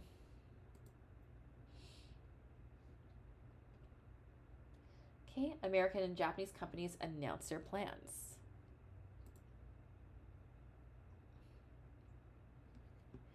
All right, Studio Hard and AIC, the anime international company, are working together with Dream Network to create an online anime information service and to offer a wider variety of anime goods on the World Wide Web. Satoshi Fukada, the president of Dream Network, spoke about the formation of Anime Press Center in Japan to let worldwide fans know about the new and old series. Products will be sold through the Animaxis website, a revised version of what had been known as J-Dream. From Urban Vision, Sandy Yamamoto said her company would like to have more fan promotions, such as their contest, which flew from the winner from Los Angeles to and let her be a voice actor for a day. She took an hour longer than a pro. She was very nervous at first, but it was great. Yamamoto said about the winner. Urban Vision plans to follow the release of Pet Shop of Horrors series with Midnight Eye Goku, the first time the series had been seen in North America since the Streamline and Orion tried to release it. And according to this, Animation Press Center didn't last that long. At Anime Expo 1999, Manga Entertainment announced they had the rights to Neon Genesis Evangelion movies. 1 year later, Keith Burgess of Manga said the films might be released on home video before Christmas, but that's a push. Plans remained in place to have the English language voice cast used by AD Films dub the Evangelion material, said Burgess, who added that part of the reason for the show's pace is needed to get more materials from Japan. A theatrical release of the Evangelion movies is now unlikely. Manga is trying to decide whether it will dub Macross Plus or release it subtitled on DVD. Fans owning the Pat Labor DVD should check out the manga website, where hints leading to Easter egg recordings of the Japanese trailers on that disc. According to here, Isaac says, "Oh wow, I haven't seen Sandy since 2002. I think she left UV in 2005. She was part of the company for a while." Okay. And John Connell of Central Park Media and US Manga Corps had a few titles to mention: Photon, Maze, a Slayer's Gift box set, Geobreeders, and Shamanic Princess. And according to Isaac in the chat, wow, John O'Connell, author of The Old Guard of Anime Company Founders. Another of the Old Guard of Anime Company Founders. All right, let's talk some Studio Pierrot. Anime Expo Sunday, Studio Pierrot. If you heard occasional cheers from the lower level of the Anime Expo area on Sunday, this is why. On a big screen, snippets of the opening themes to the series, such as Urusei Yatsura, Lum, the Invader Girl, Kimaguri Orange Road, Capricious Orange Road, and Fushigi Yugi, Mysterious Play, and Yu Yu Hakusho, as we know it in the Philippines as Ghost Fighter. I was about to say Ghost Adventures, were shown to an audience that applauded their favorites. The opening sequences were part of 2 decades of shows produced by Studio Pierrot in Japan. The English titles for the shows were taken from Pierrot's translations, by the way. I appreciate that you guys gave us a good response, said Yuji Nunokawa, founder and president of Pierrot, who named the company after his love of the circus. Pierrot refers to the traditional French clown, and that has been synonymous with clown in Japanese. That company could get closer to the US, and not just for the series that have been popular with American fans. Pierrot has an animation school, and there's a chance that there could be an American branch of that school in the future. Which is one of the ideas expressed by Hikara Sasahara, president of Digital Manga, a company that has a partnership with Pierrot and would like to produce films with Pierrot in the US. We are a very young company, said Sasahara. We want to make manga palatable for a US audience. Digital Manga wants to sell anime and manga goods in the US, including material from Pierrot titles. They're also hoping to experiment with a colorized, partially animated version of Osamu Tezuka's manga series. The Wonder 3 series, a tale of space aliens who come to Earth to judge the world and end up trying to save the world. The colorized manga could be prepared as streaming video over the internet one day, Sasahara said. Digital Manga's president noted an irony of his presentation at the Disneyland Hotel. His father ran a struggling anime studio in Japan, and he used to tell me, I wish I was Disney. Aww. Okay, I was at this panel.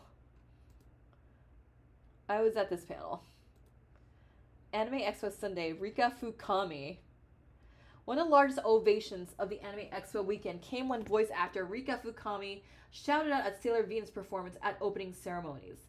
Fans loved the sound of her voice, even though for many, if not most, don't speak Japanese and can't understand what she's saying. I think the words are just another tool, said Fukami, even though they can't understand the words. I think the feeling and the energy come across. Dub fans feel that actors in English can't match the energetic performance of Japanese actors. That energy is part of the business, Fukami said.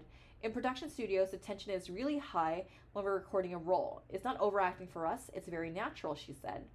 Part of the tension comes when scripts are late in arriving. Fukami said it's not unusual for a script to get to the studio on the day of the voice recording. Sailor Venus is younger than Fukami, of course. I thought I was an adult, but after I played this 14-year-old girl for so many years, I learned how much of a child I am. Myung in Macross Plus is an adult, however. She is very much different from the 14-year-old Venus, Fukami said, and the long series character portrayals change over time. Fukami joked that Sailor Venus changed every time the animation staff had a party. That makes a lot of sense. Fukami enjoyed the fans who loved her to the point that one costumer in the Sailor Venus costume cried when she met the character's original voice.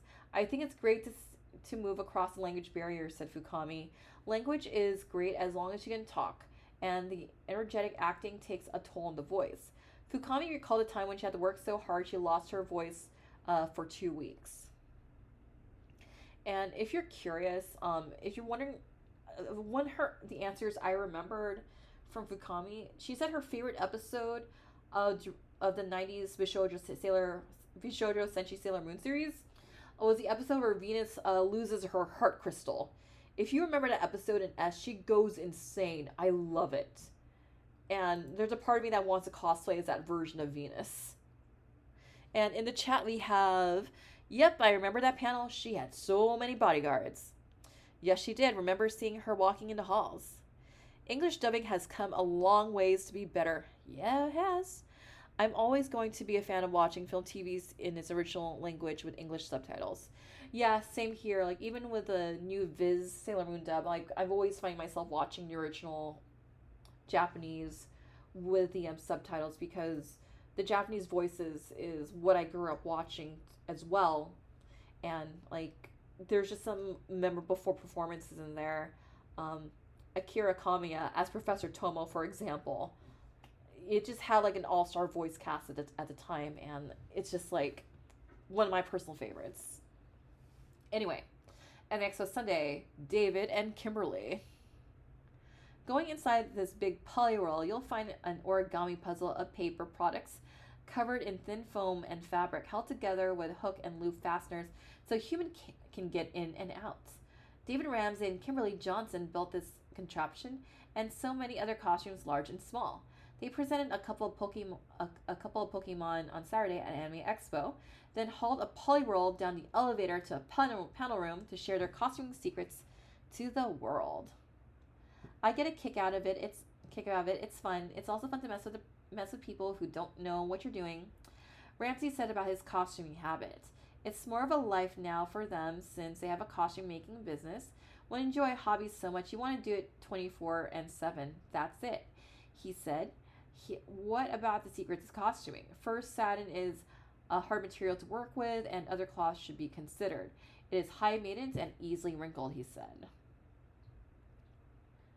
There's a question then there's a question of underwear to keep various male and female parts from bouncing out of control, as Johnson put it. Advertising.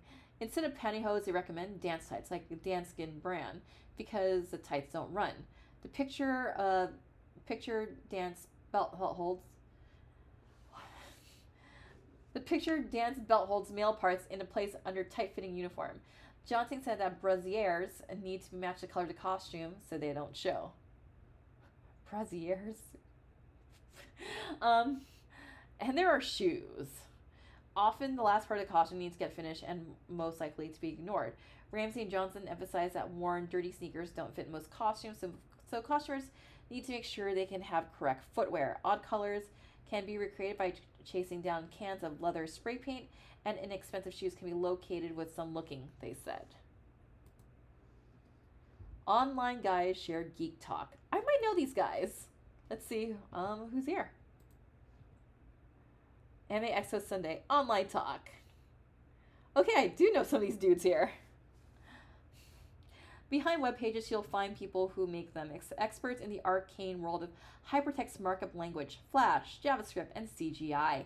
A group of page designers got together at Anime Expo on Sunday. From left to right, Tiffany Georgi of the Anime Online magazine, Troy Williams of sofaspud.org, David Glenn, who is a Raytheon programmer when he's not building his fan site, Kane Tung from Sci-Fi Channel's Anime Colony website, Jay Harvey of the Anime Web Turnpike, Lionel Lump, who builds a Linus Lamb of Anime Expo sites, and Megazone, who had a hand in the creation of HTML.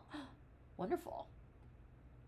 Real soon, all the World Wide Web is supposed to graduate from HTML to languages which are supposed to be more advanced and flexible. Lum isn't interested in the promise of extended markup language, XML. I don't like that stuff. I use what is compatible for all browsers, which isn't XML, Lum said. I don't think you're going to see XML on browsers for a few years, Megazone added. Even Netscape 6 can't handle XML. Wow, talk about a relic of the past. Macromedia, Shockwave, and Flash are common multimedia programming toys intended to create animation at a relatively low dial-up bandwidth. However, Tung noted that a lot of people misuse Flash with a lot of bells and whistles that take 20 minutes to load. No one needs that. What Flash is for interfaces and drop-down menus. Tung dislikes a kind of multimedia plugins that can crash browsers like Netscape. Hey, where's Netscape now? Georgie had a hint for budding webmasters. If you see a site and wonder how it is assembled, look at the HTML code and learn how it's made.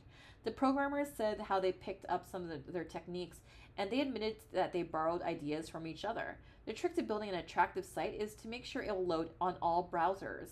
The programmer said, warning that authoring software for Microsoft Print Page generates pages that correctly work on Internet Explorer. There were also some bad words for frames, which make navigation and bookmarking a hard chore. I was very anti-frame back in the early 2000s when I was building websites. Wow.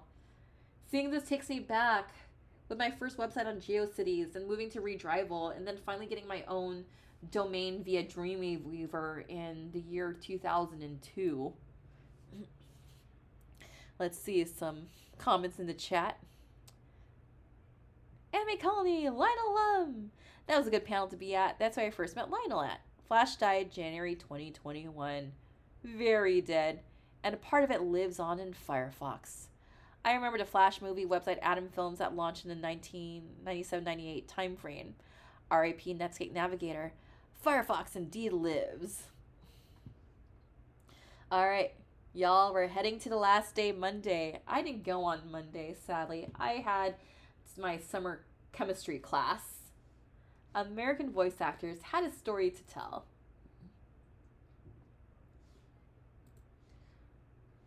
American voice actors aren't as prominent at Anime Expo at other North American anime conventions, but there are still a few on hand. The most prominent were from Fort Worth based Dragon Ball voice actors from Funimation in Texas. On the left side is Chris the Bot, who voices Piccolo and Vegeta, and Eric Johnson, the voice of Trunks. Fans lined up in the exhibit hall to get their autographs, and Johnson was impressed. It's insane. It's unreal, Johnson said about the autograph line in the crowded room. Okay, this panel right here, this actually took place on Saturday. I was at this panel. And I just have like anecdotes about these people. This is Jonathan, the hairier guy, and then here, this dude right here, this is Brad. I'm glad to say I'm still friends with him to this day. Brad and I, we were like just joking last year at Anime Expo because I was staying at the Biltmore Hotel. A Taylor Swift music video was filmed out there, and we're just joking around like, you know what, like at midnight we should just dance the delicate dance at midnight at the Biltmore Hotel. And Jonathan, I'm still in contact with this dude to this day. I'm actually going to be talking about him in my book that's coming out, so I'm just happy that, like, again, Anime Expo 2000 was such a pivotal point in my life in growing up, and I'm just so glad that I still have friends that I made at this con that I still have today. And I haven't even talked about all of them, but this is just a snippet of just important people in my life who inspire me and help me keep me going to be who I am.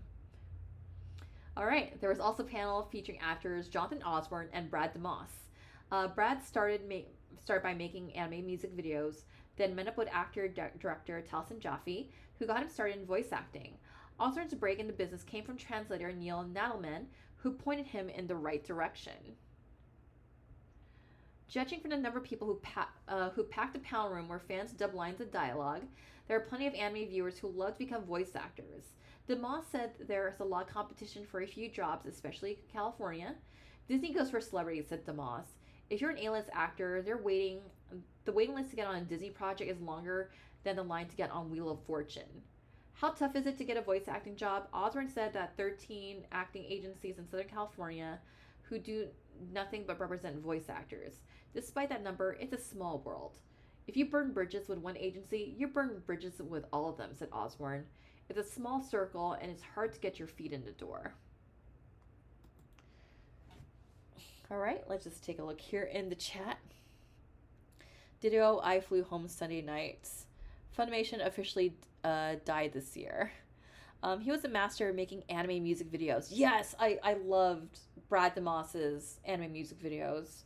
I still rank them as like just some of the best out there.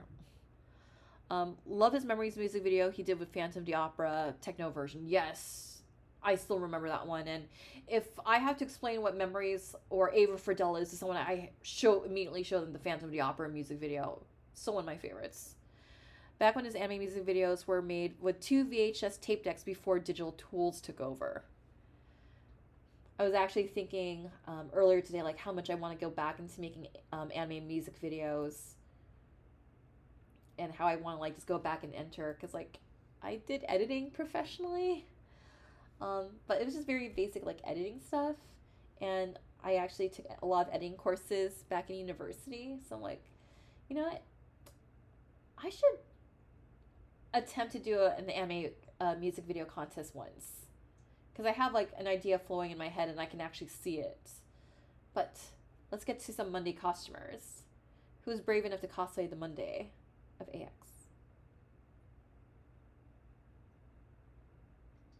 Yeah, let's take a look here. Oh, I love this version of Miyaka. This is just going to be like one of my next Miyaka projects. I just love a lot of Yuwatase's various Hanfu designs for her priestess outfits. Ah, there's my friend says Miyaka and the Rose Bride.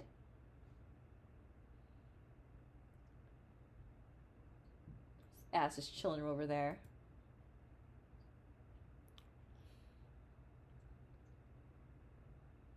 I know this is from King of Fighters. The name of the character is like escaping my brain right now. I want to say that's Elena from 7 and that's from 8. I'm going to say that's Akuma.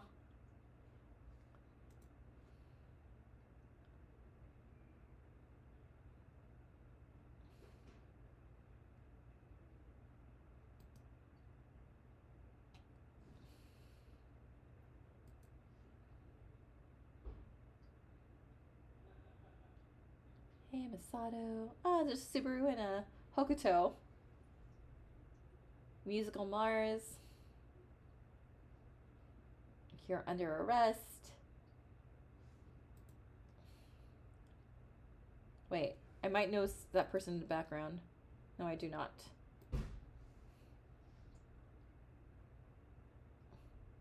Thought that was our friend Joe Alwyn that we play League of Legends with.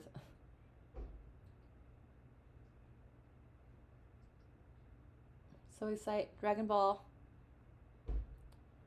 Oh, I love that Miyaka costume.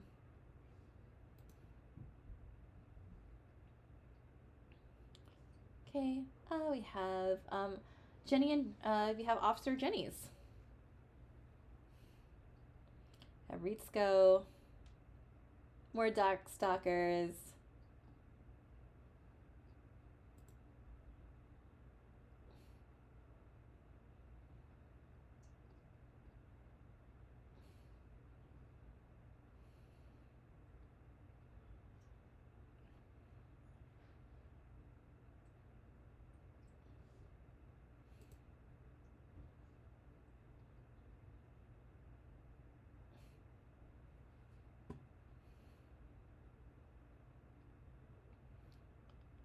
Got Lupin over there. We have Uranus.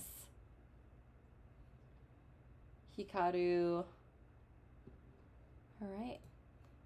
What else we got on Monday? Alright, let's take a look at the charity auction. And then we'll go into Kevin's final thoughts on Anime Expo. Anime Expo Monday charity auction.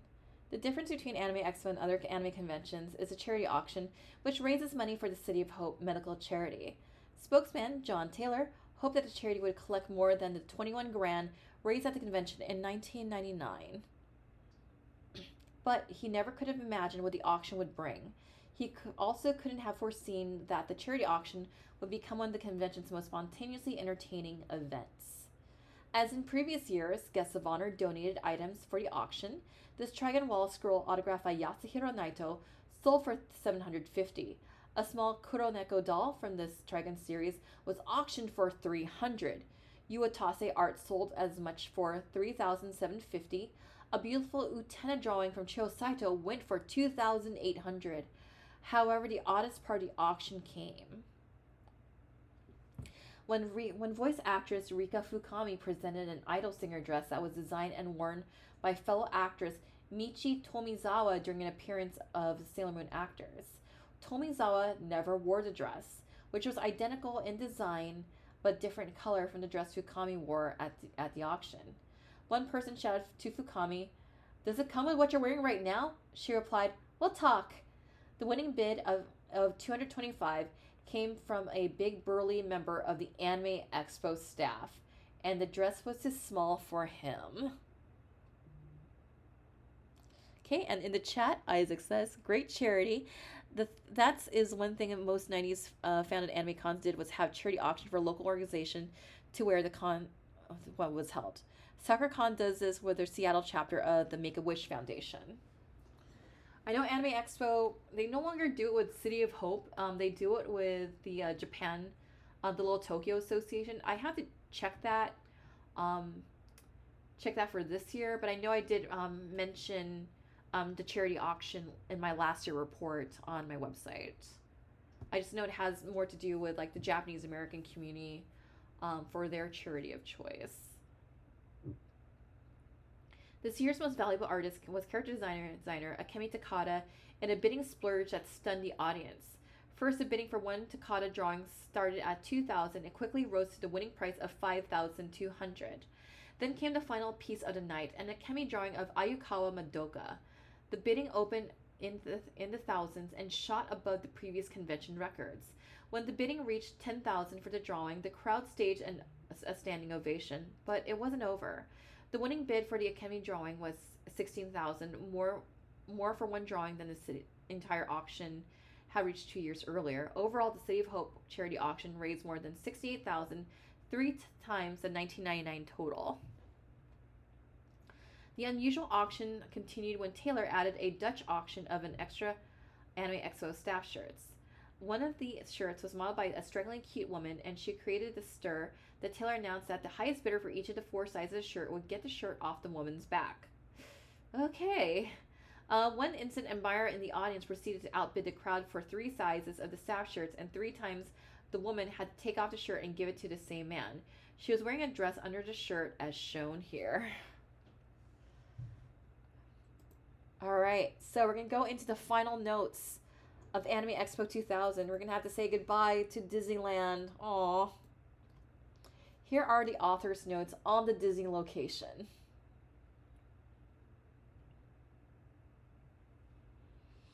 Anime Expo Monday, author's notes. So this is where Kevin just talks about his final thoughts on the convention. Notes uploaded while sitting on the floor of the Covington, Kentucky airport under a data port payphone before taking a Delta Airlines paid 120-mile taxi cab ride home. There was an important subtle change in Anime Expo in 2000. It was nothing you could see unless you looked closely at the people who attended. It wasn't obvious since the people who made the change didn't advertise their presence or try to bring attention to themselves. The convention took a step toward being a major cross-Pacific industry event. There are more officials from Japanese animation and entertainment companies on hand than ever before, a sign that those companies are looking to the American market for business and profits in the era after Pokemon and Sailor Moon. Most of those officials were dressed like other fans at Anime Expo, casually wearing t-shirts and jeans instead of dark business suits. You have to look very closely at the badges who wore to tell who those people were, who they represented. Large delegations from Studio Hard, Studio Pierrot, and AIC were just a few of the important people from Japan who attended the convention. This change won't mean that Anime Expo will turn into a professional trade show like VISDA or NATPE conventions. There are too many fans on hand with too much fun to let that happen. What will happen is American and Japanese anime business will make a greater use of Anime Expo to entertain guests, make contacts, cut deals, and launch new concepts. One industry friend noted that Anime Expo is great fun for the Japanese guests of honor, but it's work for others in the animation industry. The test drive for Expo's change came in 1998 when Madhouse brought Yasuhiro Naito from the Trigun series to California. A year later, Trigun was released in the US. Last year, Bandai used Anime Expo to launch Gundam Wing. This year saw the Escaflowne TV announcement. Next year promises more of the same, probably in a new location for the convention. When Anime Expo officials mentioned the Disneyland Hotel location at the closing ceremonies, a bunch of fans shouted, "No more Disney!" They'll probably get their wish, but not because of anything that happened at the convention. The event has outgrown the Disneyland location and most places in Southern California. "We keep getting so big, so fast, we're running out of places to go," said Mike Tatsugawa. He predicted that 10,000 would attend Anime Expo, and tentative figures on Monday show that 9,700 were on hand. So they'll probably move from Anaheim to Long Beach, California Convention Center on the same 4-day weekend around Independence Day, but Thursday through Sunday in 2001. The author, an auto racing fan, notes that the resurgence of the downtown Long Beach can be traced to the success of the Long Beach Grand Prix street race, which began in 1975. As Anime Expo began at the Disneyland Hotel in California, police had to talk to a man at the Walt Disney World Resort in Florida, releasing his son and a waiter after he held the 2 hostage at gunpoint. There were no such dramatics at the anime convention, even with the removal of adult material from the exhibit hall and the disappearance of the dealer who was caught selling porn. The censorship story probably will get some online attention, but it got little attention at the convention. All the things happened at night, and the only people who noticed were those involved. Unless you knew what to look for, such as empty booths, there was no way to tell what happened. The incident didn't stop hordes of fans crowding the exhibit hall. The remaining dealers sold most of their inventory. One dealer had to call for additional merchandise from affiliated stores when they started to run short of videos. The only Disney restriction noted by this author was an order that no costumers be allowed at the Disneyland park. Otherwise, costumers had unlimited run of the convention center. The Disneyland hotels with a large courtyard filled with a pool and party rooms between main hotels. Just before closing ceremonies on Monday afternoon, the author spotted a brief meeting between convention and Disney officials in the hallway. The words, "Congratulations," were heard. So someone must have come away happy with the weekend. The author had no gripes with the management of the Disney properties in California. He wished the rooms rates were lower. His room was no better than the room's price half as much in other hotels, but the staff seemed competent and unobtrusive. The author has also no grudges against his Disney and its entertainment style. He grew up with Disney movies in theaters, Mickey Mouse Club on TV, so there might be some false nostalgia here taking over. If you would understand Disney, you must understand the most important story in the company's history, the story of Oswald the Rabbit. Walter Elias Disney, first break in the American animation industry, came from the 1920s, where he created Oswald shorts for another company. Just when Disney thought he had controlled the character, the distributor took Oswald away from the studio and gave the series to another animator. Losing Oswald did two things to Walt Disney. First, it led him to create a new character, Mortimer Mouse, later renamed Mickey. Second, it led to Disney to maintain tight control of all its properties. Rights and license are carefully handled, and the company distributes all their films and videos. Japanese animators can learn something from Disney's corporate controls of characters and rights. Most anime companies depend on sponsors and producers to fund their projects. And those outside companies, in turn, get control of the series and how the characters, leaving the animation companies with a small cut of the proceeds. There's also the supreme irony that Disney was one of the companies that sued against the sale of Sony's Betamax VCRs, lost the suit, and went on to found one of the world's largest home video sales operations. That part of the company helped launch the direct sale of home video sales model that is used by the American anime industry. Finally, the SPJ Awards. Okay, let's see who won what. Alright. Best Male Character, Japanese release, Rurouni Kenshin. Best Male Character, US release, Vash the Stampede, Trigun. Best Female Character, Japanese and US release, Lena Inverse, Slayers. Best Non-Human Character, Japanese release, Cerebros, both, I'm assuming Karo-chan, Cardcaptor Sakura. Best Non-Human Character, US release, Ryoki, Tenchi Muyo. Best Music Album, Japanese release, Cowboy Bebop, Blue. Best Album, US release, Princess Mononoke soundtrack. Best Manga, Japanese release, Rurouni Kenshin. Best Manga, US release, Oh My Goddess. Best Film, Japanese release, Revolutionary Girl Utena movie. Best Sub-Dub, US release, Princess Mononoke. Best OAV, Japanese release, Rurouni Kenshin. Best OAV, US release, Blue Submarine No. 9. Best TV series, Japanese release, Cardcaptor Sakura. Best Film, US release, Titan AE. Best Japanese publication, Animage. Best English Language Production, Animerica. Best Film Debut at Anime Expo, Escaflowne, A Girl from Gaia. Best Sub-Dub Company, Pioneer Entertainment. And just a little afterward from Kevin over here. Few things hurt as much as having to acknowledge the death of a friend. 1 week after the start of the successful Anime Expo, where the author watched a TV set with pride as his friend raced at Daytona, Kenny Irwin Jr. was killed in a stock car crash in the New Hampshire International Speedway. Irwin died the same time where Adam Petty had been killed in a crash 2 months earlier. Irwin had got his start at the same small track where the author got his start in racing. And with that said, this concludes Anime Expo 2000 at the at the Disneyland Resort in Anaheim. And let's just kind of read like what's in the chat here. From Isaac, I cannot emphasize enough what Kevin stated here from the industry of Japan, really no understanding that they could make big money in the North American market. adult anime had a notable presence in the next two AXs at Long Beach. Disney just got Oswald back a decade ago. Yes, and I have some Oswald merchandise. And Oswald, you can actually see him walking around California Adventure in the theme parks. I've taken so many selfies with Oswald. And not only they got Oswald back, they also got Oswald's friends back. So they got the cat and the bunny character from the Oswald shorts. And you can see them every now and then at California Adventure. And with the one of the characters, I actually did take a selfie with I just forget if it's the cat or the bunny character because she was running around the parks. Sportscaster Al Michaels was also involved in that deal. Now that home video market has essentially died with the streaming market taking over. Interesting Princess Mononoke soundtrack won in 2000. Film came out in Japan in 97. Kevin covered auto racing for decades. Yes, that was like his other thing outside of anime conventions. He would also cover like a lot of racing types of things because that was like his other like fandom outside of being involved in the anime world.